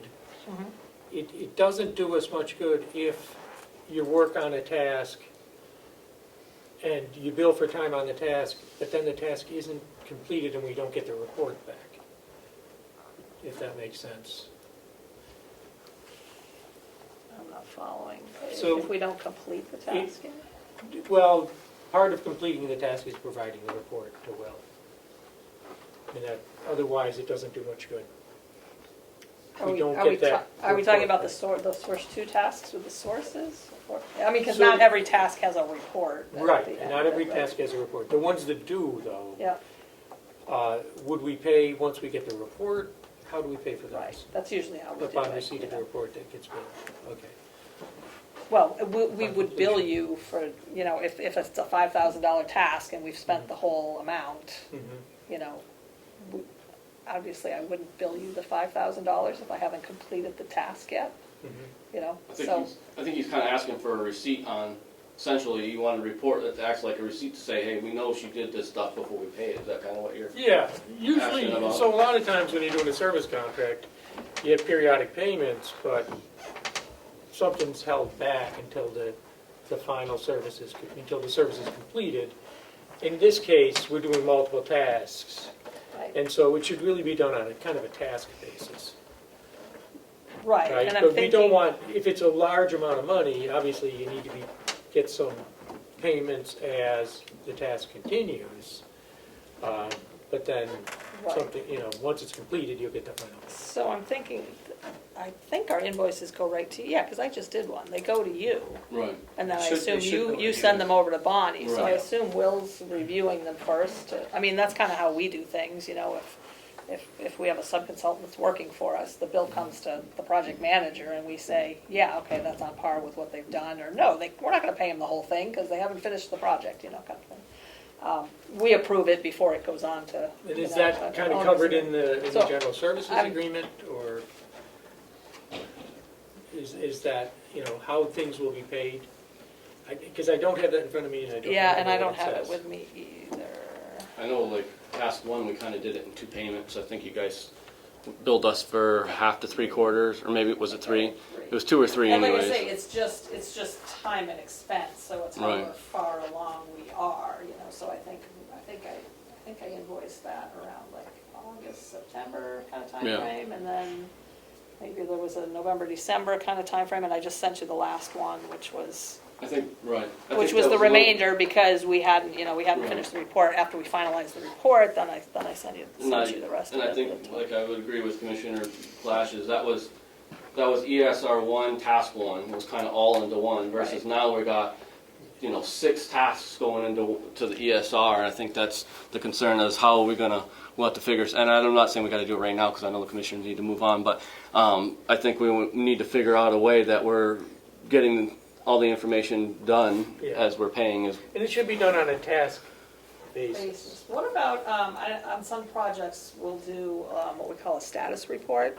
So the invoicing software will just, that generates the bill, it'll have the invoice, let's say task whatever, how many hours and what the dollar figure is that's being billed against that task, what the budget is, how much has been previously billed, what's on this one, and how much is remaining in that task. It'll do per task. Right, so all that comes out on the invoice, but it doesn't necessarily say, we worked on, design of the building, or we worked on the pumps, or it doesn't give a super detailed description, so sometimes, and some clients request us to do what we call a status report with it, so it might come with it with the it's a separate, we could do a separate spreadsheet is what I'm saying, with the tasks and like what work was completed under that task, that we That would were help. working on this piece or that piece, and that might help you Yeah.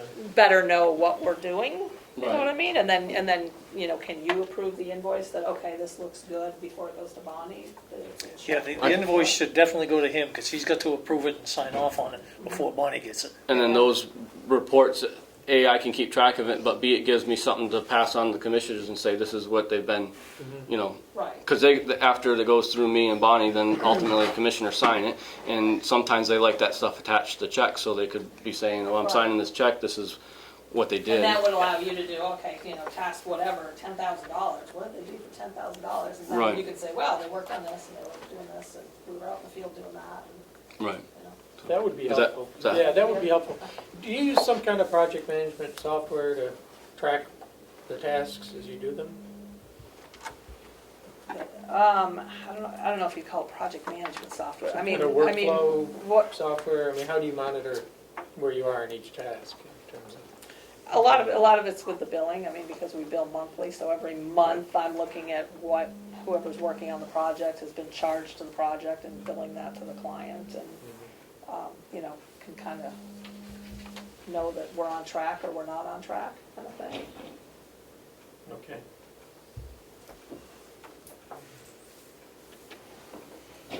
Will, I'm all set, man, I'm good. Commissioner Flatch? I'm feeling a need to go back and look at the general services agreement and see how that, Well, you can, but you can't do it right now.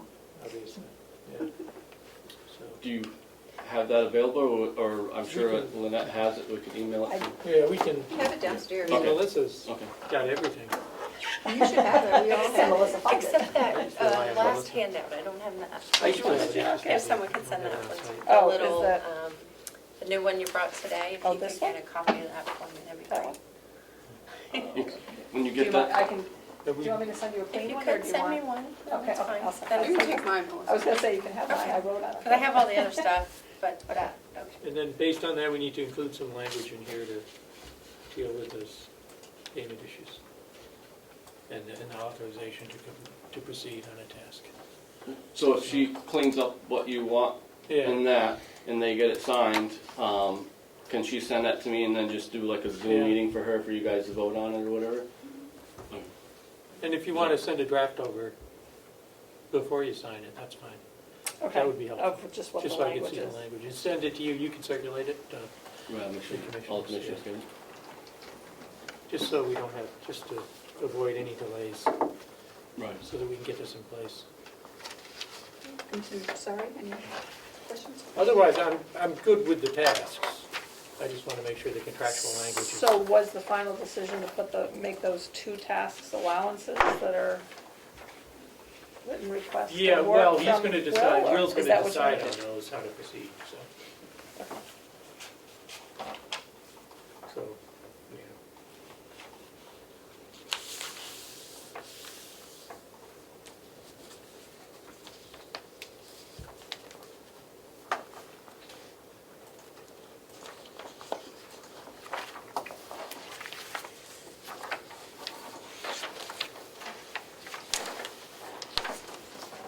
Where would we vote on this? Wait, whenever they get After the this. information back, yeah.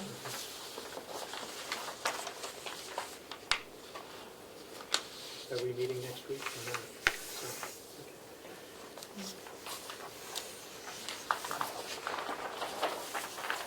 That'll give you a week to read it and digest it. should be only, if you're a normal person, then it takes enough. Try not to. I just said he's not normal, Ed, that's all. Should we, He said a normal so person. we're not gonna do No, that's not you. I'd hate to be ordinary. Oh, thank you so much for coming. Yes, thank you. Yeah. And Let us know if you have we're any excited to questions. get started. I know Will is. Yes, thank you. And thank you again, you guys are doing an excellent job on that and keeping us informed really well, so I just want to thank you and your team very much so with that. And, well, we're not having a meeting next week, and then you're going to be gone the next week, correct? Yeah, I'm gone the next 2 weeks, So if you can, when you get the draft, go over it, and you have anything that you think that we should take a look at? Yes, ma'am. I should, Because you won't be here, so just let us know how, Right. yeah. and as best as my phone does, I still have email contact, so Yeah. I can, if she sends it, I can We're not review going to email you while it. you're on vacation in London. Yes, ma'am. We're not gonna do that. Yes, ma'am. Where are you going? I'm sure that's not the England. only one you're getting that from. Only if the building's burning. Okay. Bring a raincoat, no, we'll just go. England, that should be fun. Yeah. They speak English over there too. Thank you. Great job, done a tremendous amount of work for us.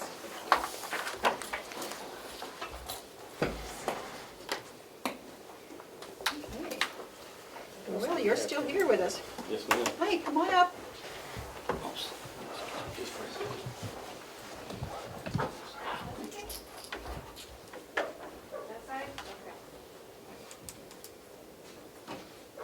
Good morning. Good morning. I hear a dog. You're a dog. And if you would please introduce yourself? My name is Catherine Defoe. I'm here from the Carroll County Conservation District. Have I met you before? Yes, Yeah. my budget hearing. Your budget hearing, but before that, you were, but, The legislative tour. yep, okay. And the pumpkin ice cream. In the pumpkin ice cream, Yeah. exactly. Okay. Would you two like to begin? Whoever wants to start. I'll swing it over to you because I'm just here for support, so I'd like to hear what you have to say and Okay. where you're going. Well, during our budget hearing, we had discussed perhaps a return to the Carroll County Harvest Festival or something similar. And I know the commissioners had mentioned that was something they might like to see occur at the county farm. And I would personally would love to see the county farm used to promote agriculture in the county.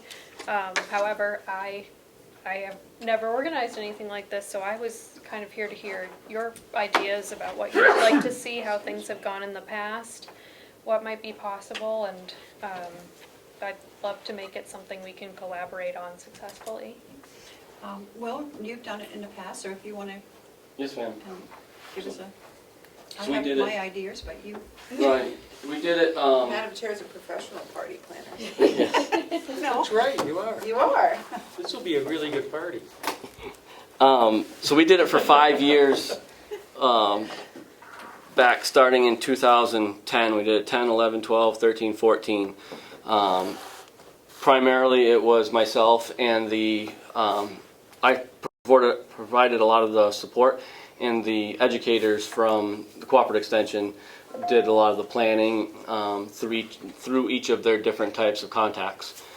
From Wendy Scribner with the forestry stuff, to Olivia and the food and vegetable stuff, to Klaus with the 4-H stuff, and so they, we put together. We used to meet and we put together kind of an idea of activities that we'd like to try to have, and they would go out and find the people in the community to help put those activities, commit to those activities.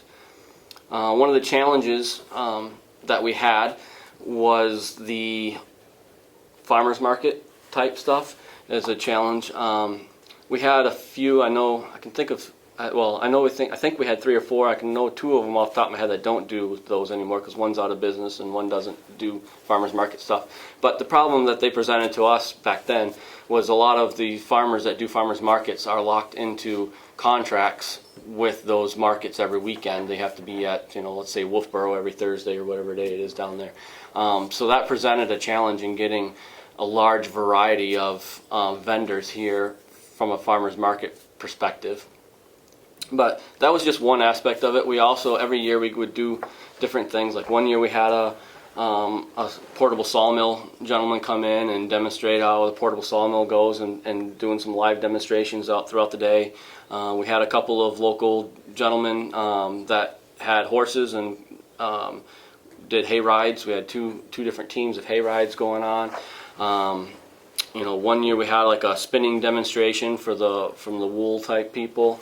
We've had 4-H'ers come and do different demonstrations. One 4-H'er I know that came, he has a team of oxen, so they brought the oxen and we're kind of showing how those go.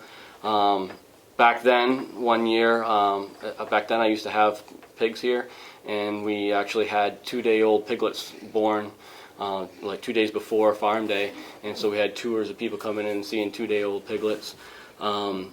We did different raffles. One year, I don't think it continued, but one year we got a local tractor dealership to bring in a few small pieces of equipment, and they left some pamphlets and stuff. But one year we did a firewood raffle, and we raffled off like a half a quart of firewood.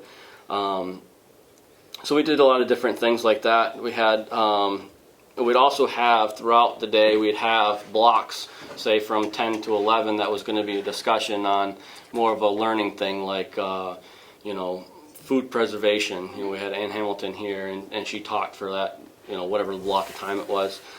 They had like a GPS treasure hunt type thing, and learning how to read a GPS. And so those are some ideas that we had going out. I could only find, at this point, one of these that I had in my file. This was from 2010. It was kind of the brochure that kind of went out to advertise what we had.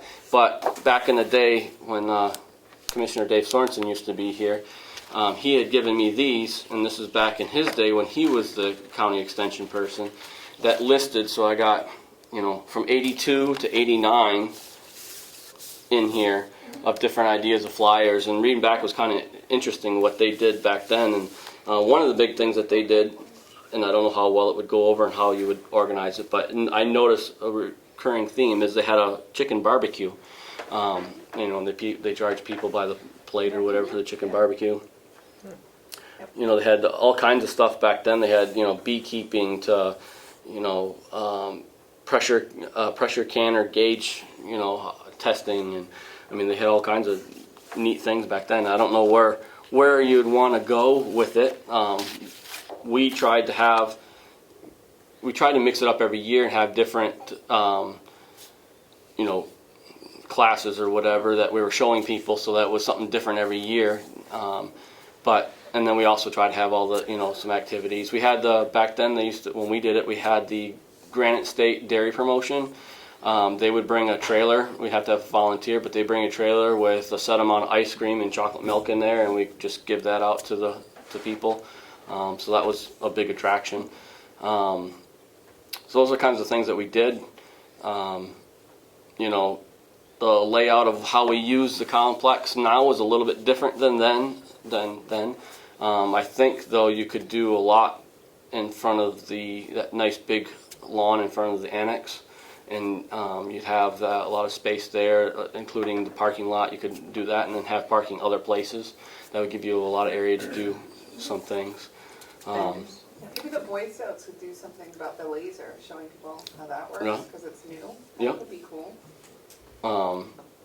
So there's tons of ideas of wherever you want to go, and then you just got to be able to contact those people and get them in. My part usually is once you say, you know, give you an example, the sawmill guy was going to come, and so Wendy's like, okay, Will, can you get me a couple logs? You know, I take my crew out back a couple week ahead of time. I cut some logs, so we got some logs.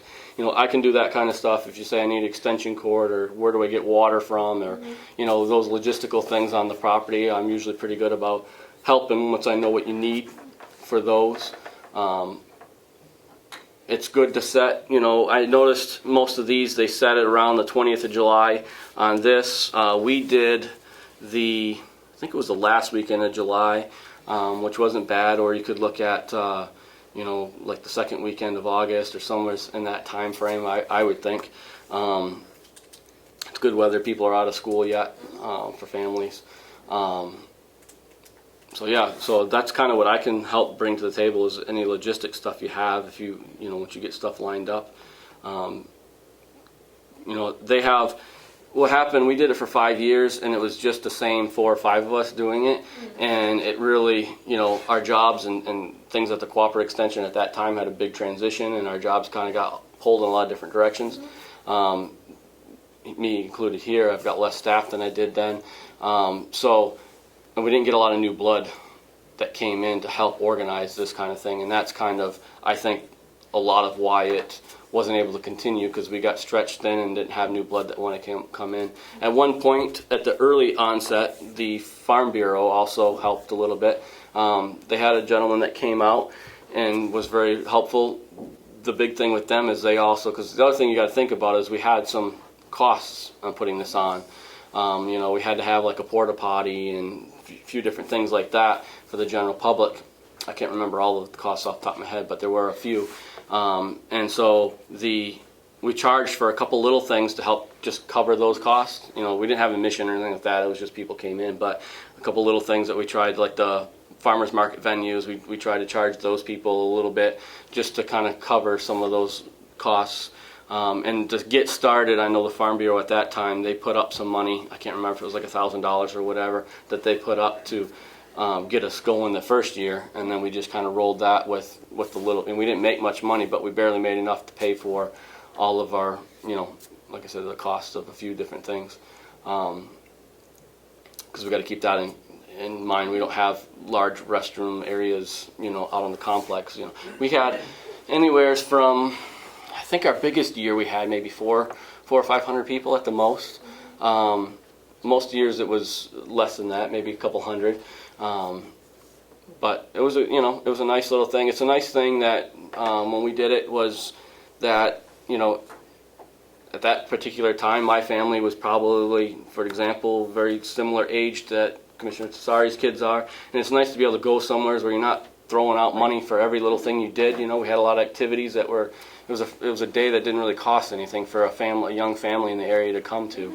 And that's what, you know, that was kind of our goal in a lot of ways. Especially because their attention span is like an hour. Yeah, you know, they're bouncing like everywhere, you know, and they go from this to that to this, and, you know, sometimes when you go to different, you know, other organizations, it's like everything you got to do, you got to pay for something, and you got to pay to get in, you got to pay for this, and it was kind of nice to have, you know, I thought at the time for young families to be able, which we had a lot, to come in and be able to enjoy a few hours, you know, of that. The horse rides were nice. We did have a tractor ride also. We had a gentleman from down in Wolfboro that brought up his old restored tractor and had a wagon, and so they would go out back and had kind of like a different loops that they would take people on, which gave them a chance to see some of the hay fields and, you know, just the nature out back. I talked to Will the other day about, just quite a bit about this. He was a little reluctant to start it again, but I think I got him talked into it. And I think it would be fun, and I'd like to. I mean, we could have some, like he said, some baby pigs, we can have some of your goats, we can make almost a petting zoo for the kids. Petting zoo. We can have someone here, we can do a chicken barbecue, or we can have the hot dog guy from Wolfboro come. Yeah, Oh, You know, hot dog Bob, yeah. you know, I thought Bob was great. yep, balloons, we He's could the do a best. lot of stuff. Right. And I think we just have to, the I'll first, run the kids' activities too. the first year it might be hard to get everybody Get back, Bob the clown. but I think we have to start. So, And Dee is on the Zoom and she's offering that, she says we would love to be a part of this, yep, The nursing home. the that's nursing home. yep. To I help. mean, we can could be a do part of it, tours, if the nursing home, that- if COVID Yeah, is they not could be a part involved, of there it, could be yeah. some small tours of the nursing home. So for me, it was hard that, or why I was more reluctant probably to get things going is I can't take all this on myself Right. with what we're doing. We just talked about all the water things going on. But I can provide the support here on the complex of the logistics of things and where we're going to set up. If you need me to, you know, a day or two ahead, we're gonna paint out. We used to paint out some areas where the farmers markets could set up or things like that. I can help do. I just don't have the time to be going out and finding all the people to bring all these activities I to. think between you and I don't know, if we get the extension involved, we can get a couple of like, probably even Amanda involved to go out, be an outreach for some of the farmers and get this going. I think we can do it. If we partner with the Boy Scouts, because we've been good to them, you know, we did the laser, we did the fields, maybe they'd be willing to help Will work it. So if we wanted to paint the lines, if Will directed them what to do, maybe the Boy Scouts could be your manpower since you don't have as many people in your department anymore. It would give them something to do too, so we should call that Yep, the guy that's in front of it, because that might give you, you know, people to Right. help you, Will, with the things that we would be looking for you to help Sure. with, and it would increase your ability to, you know, get it growing if you were just directing it and you had Right. people to actually do what you need them to do. Yeah, I think it's a natural fit for the Boy Scouts too. right. Okay, Point of information, Madam Chair. yes, Perhaps a farm day committee could be formed. that's going to be what I was going to say. I was gonna nominate Ed. No, we did have a farm committee, Well, but that was for something, and I had. it was different, but we used to have kind of a committee. I mean, it was primarily like 4 or 5 of us, but we would meet monthly and kind of start discussing. And you know, by meeting monthly or whatever, it keeps you on task to make sure you're contacting these people. That kind of thing is what we found over the years. So yeah, we had, you know, that was kind of different than that other farm committee Right. thing. What was? I actually had a but woman that emailed me about wanting to do something with donkeys, Oh, you know, and so I get back with her too, but yeah. So, we could have it on Thursdays too, and then the commissioners can help and we can enlist I think we our should, support too. yeah, I know, I Oh, we think could it have our would be, meeting there. I think it would be better to have it on a Saturday or Sunday when people aren't working with their families, you know, either one day or the other.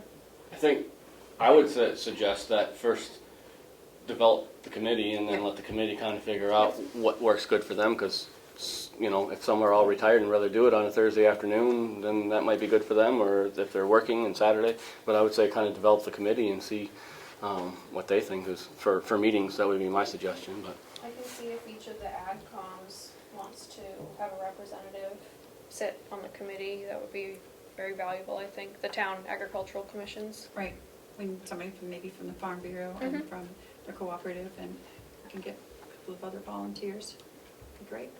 Okay, make sure, It's a great I think I have all your information. Mhm.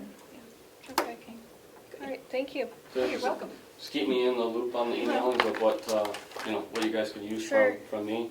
And you know, most of the meetings I'll try to attend as well, to be able to point out what we got available here on the complex. Okay. Would you mind scanning me the copies of those flyers? Sure, we can go down, on the way out I can go down and make copies of them Okay, at the, that would be great. Okay. I think the vintage block print is really Yeah. in again, so. right? Yeah, Great, thank you. maybe we could have a dunk tank too. We Dunk your probably favorite could. delegation member. Yep, that would be fun.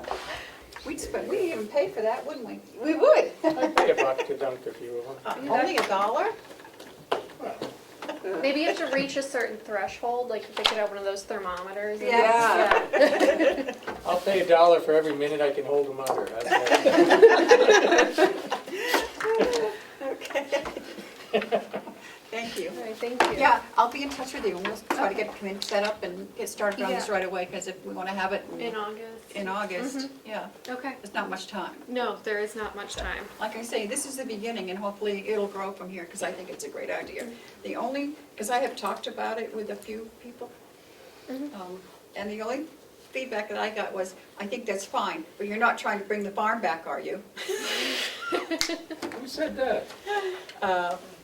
We don't want it Farms are to, in. we don't want it to cost the taxpayer anything. Why don't So- they like the farm? So I'm like, no, this is something to supply, because I told Will, I can remember as a little girl, way back then, of coming down here and seeing the piglets, and we used to buy our piglets here. We used to buy our pigs from here. They used to Ride raise down on them. the pony, or?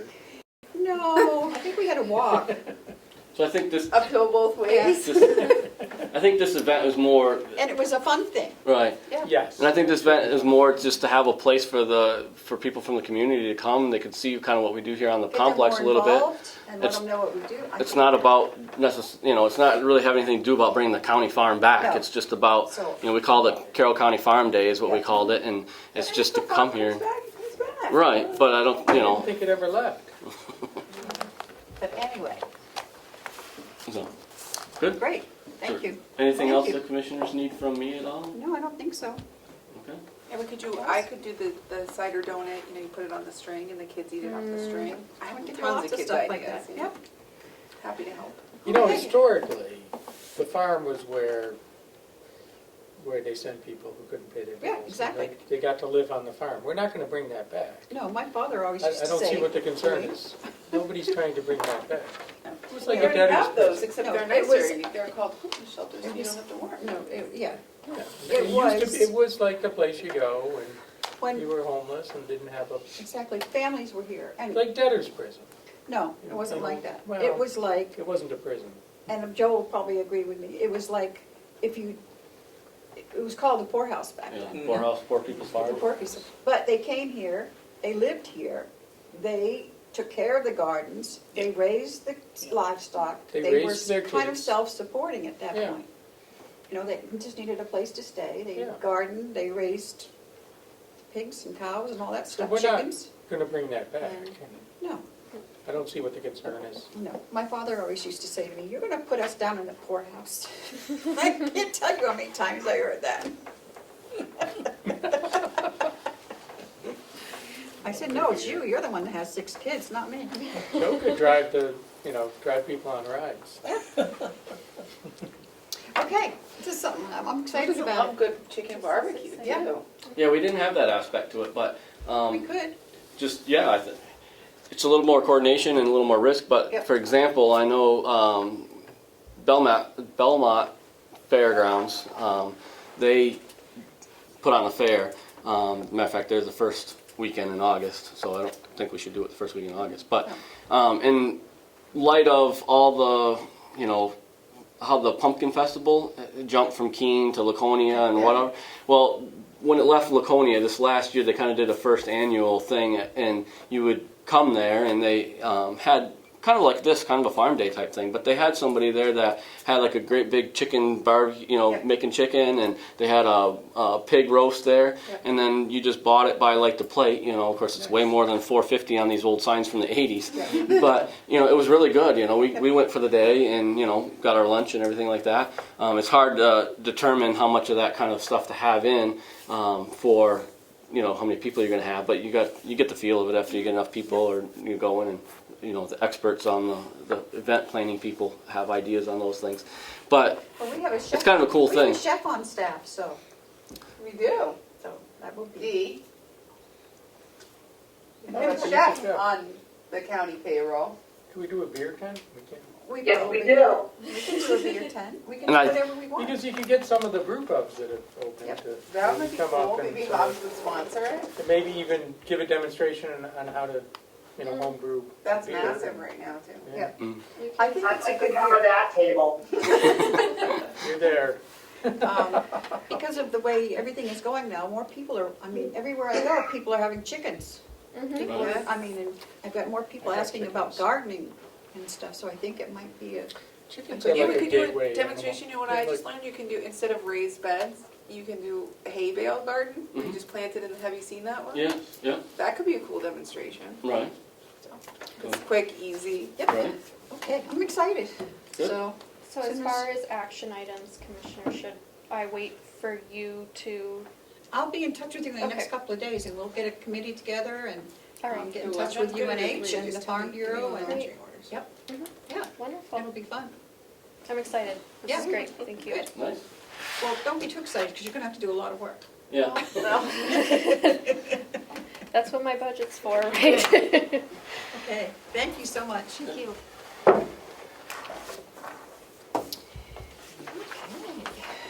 So, wow, that's done, okay. New business, That sounded like new business right there. yep, that was new business. Do we have any other? I do wanna, oh, wait a minute, what do we got here? All this other stuff. We have other things? Let me see, okay, well, first of all, let me read this letter from, No, that's Melissa. That's not the one I'm looking for, is it? no. No, I have a letter. Did I not bring it up here with me? I Who's it just saw from? it. It's right here. I have a letter from Vaughn Community Services. It was sent to, and I don't know why, Dear Pamela, Terry, and Bonnie. And I'm assuming it's because we were the ones that probably signed the check and they didn't have any other Right. information. But it says, on behalf of Vaughn Community Services, which includes the Vaughn Learning Center, the Vaughn Food Pantry, Survivors of Suicide Loss Support Group, Resource and Referral Aid, and General Assistance as needed, I am writing to thank you for the $20,000 ARPA grant we recently received. Once again, please accept our sincere thank you for your generous and continued support. Vaughn Community Services. I have one too, Madam Chair. I'm just looking for it that I got last week. Nice.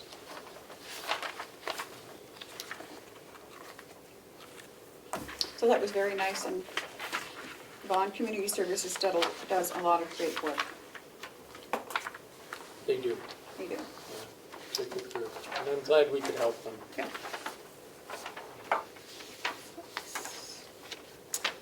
Well, I had one from, I believe it was from the Boat Museum, but Oh, yeah, I remember seeing, you showing us. And I did get a very nice thank you from the Knights of Columbus. They were, I think we only gave them like $44,000 or $4,700 or whatever. It was very minimal, but they were very happy. Oh, good. They also do quite a bit of good work.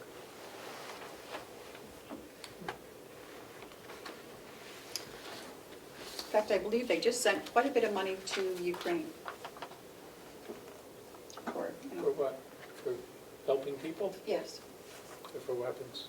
no, Helping I think food. Good.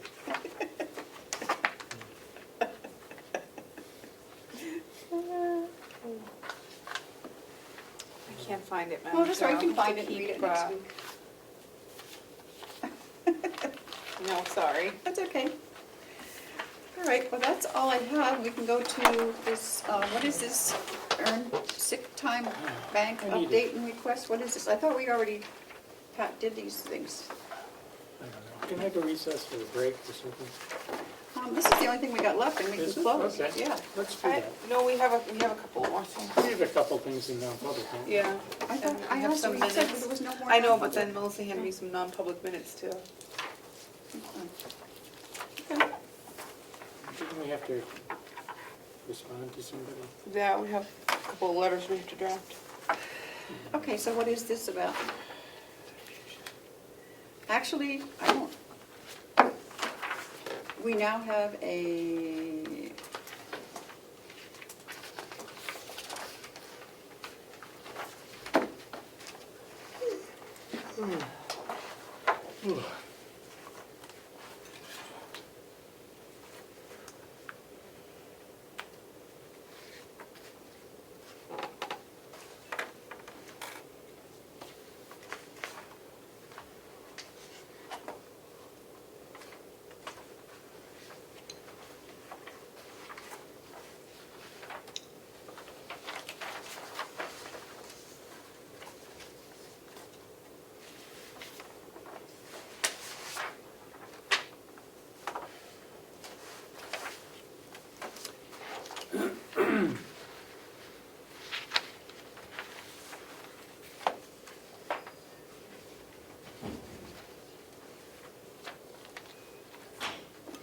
So is the delegation gonna go along with this?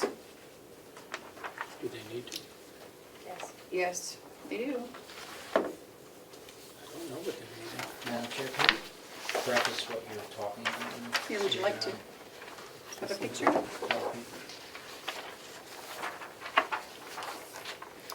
So this is for a public notice.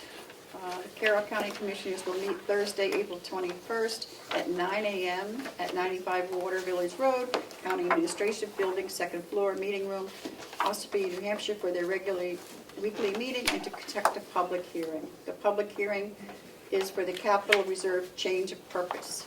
To consider renaming the previously established water tower capital reserve fund to accrued benefits liability and sick bank, non-capital reserve fund, for the purpose of providing payment of accrued time owed to employees upon separation or retirement, and to provide a sick bank for use by county employees whose accrued time is exhausted, and to designate the Carroll County Board of Commissioners as agents to expend from said fund. This has to be in the paper also? Yes. I'm sure I found it. Oh, okay, you can go ahead and read it. Sorry. Yeah. So the commissioners received a thank you from the New Hampshire Boat Museum located in Wolfboro. It says, we'd like to thank the Carroll County for granting $5,000 to the New Hampshire Boat Museum through the ARPA grant to provide relief from financial impact of COVID-19. This grant directly benefits our organization's general operations fund, reimbursing funds spent to provide a safe environment for staff and visitors as the visitors at the museum as per CDC guidelines. The museum continues to adapt to the changing climate of COVID-19, and we thank you for making funds available to nonprofits to help us recover from the additional costs we've experienced due to the COVID-19 disease. Thank you again for granting this funding request. We look forward to continuing to build for the future in partnership with you, Wendy Stocker, the development manager for the New Hampshire Boat Museum. Nice. I'm glad we could help them. Is this, does Donnie Yes. look at that? Yes. Well, I think it should go to the HR person first, right? Probably. The HR person? What are you looking So it all has, those are thoughts that Bonnie would like for the implementation of the sick bank and the accrued payouts. Got the numbers together, she reviewed it, and because the policies are going into effect on tomorrow. She's trying to consolidate how we pay the accrued payouts when someone terminates, so they aren't spread out through the budget, they're coming from one location. She's not always one. No, she told me she was gonna be, okay.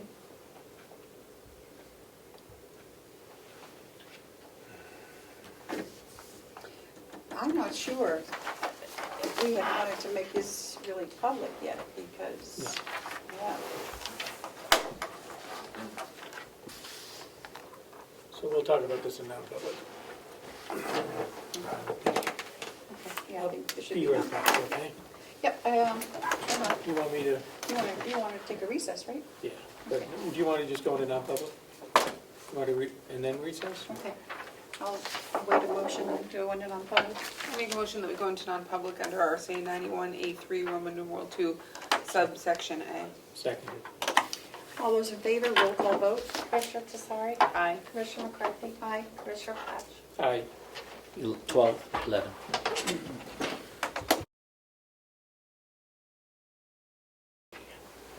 We'll await a This motion. meeting is being recorded. Yes. Motion to come out of non-public and seal the minutes. No. What? Which minutes do we want to keep sealed? Do we want to do that All now? of them. All of them? Well, we're just sealing the minutes from these non-publics. Okay. Okay. Seconded? All those in favor say aye. Aye. Aye. And then, Madam Chair, I make a motion that we approve and remain sealed non-public meeting minutes from sessions 1 and 2 that occurred on March 17th of 2022. Seconded. All those in favor say aye. Aye. I'm trying to make another motion that we approve and keep sealed the meeting minutes from non-public sessions 1 and 3 that occurred on March 24th of 2022. And approve but release the minutes from non-public session 2 from the same date. Seconded. All those in favor say aye. Aye. I also make a motion, Madam Chair, that we approve the minutes from March 24th, 2022. Those are all done. You have to do 17, 17. sorry. Second. March 17th, 2022. Seconded. All those in favor say aye. Aye. Aye. There's your note in this.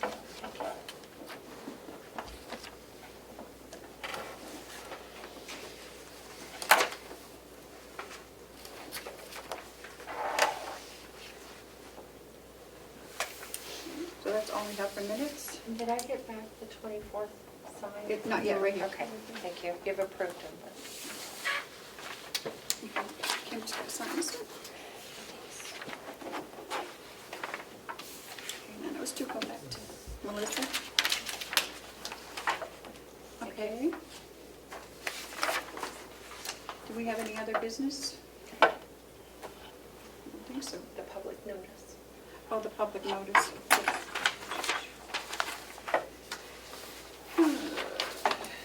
Do you have it handy? I can find mine. No, it's right here. Okay. Okay. I already read this once, right? You did. Okay, all right. So we want to announce the public notice for the Carroll County Commissioners. Carroll County Commissioners will meet Thursday, April 21st, 2022 at 9 a.m.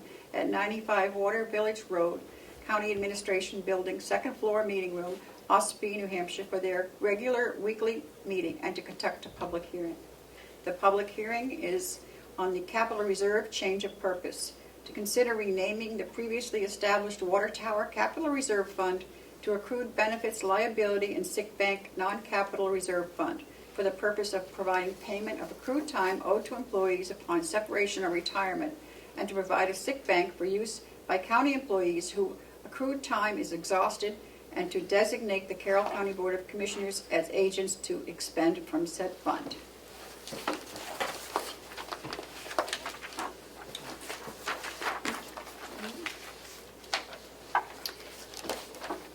Commissioner Fletch, any other business? Motion to adjourn.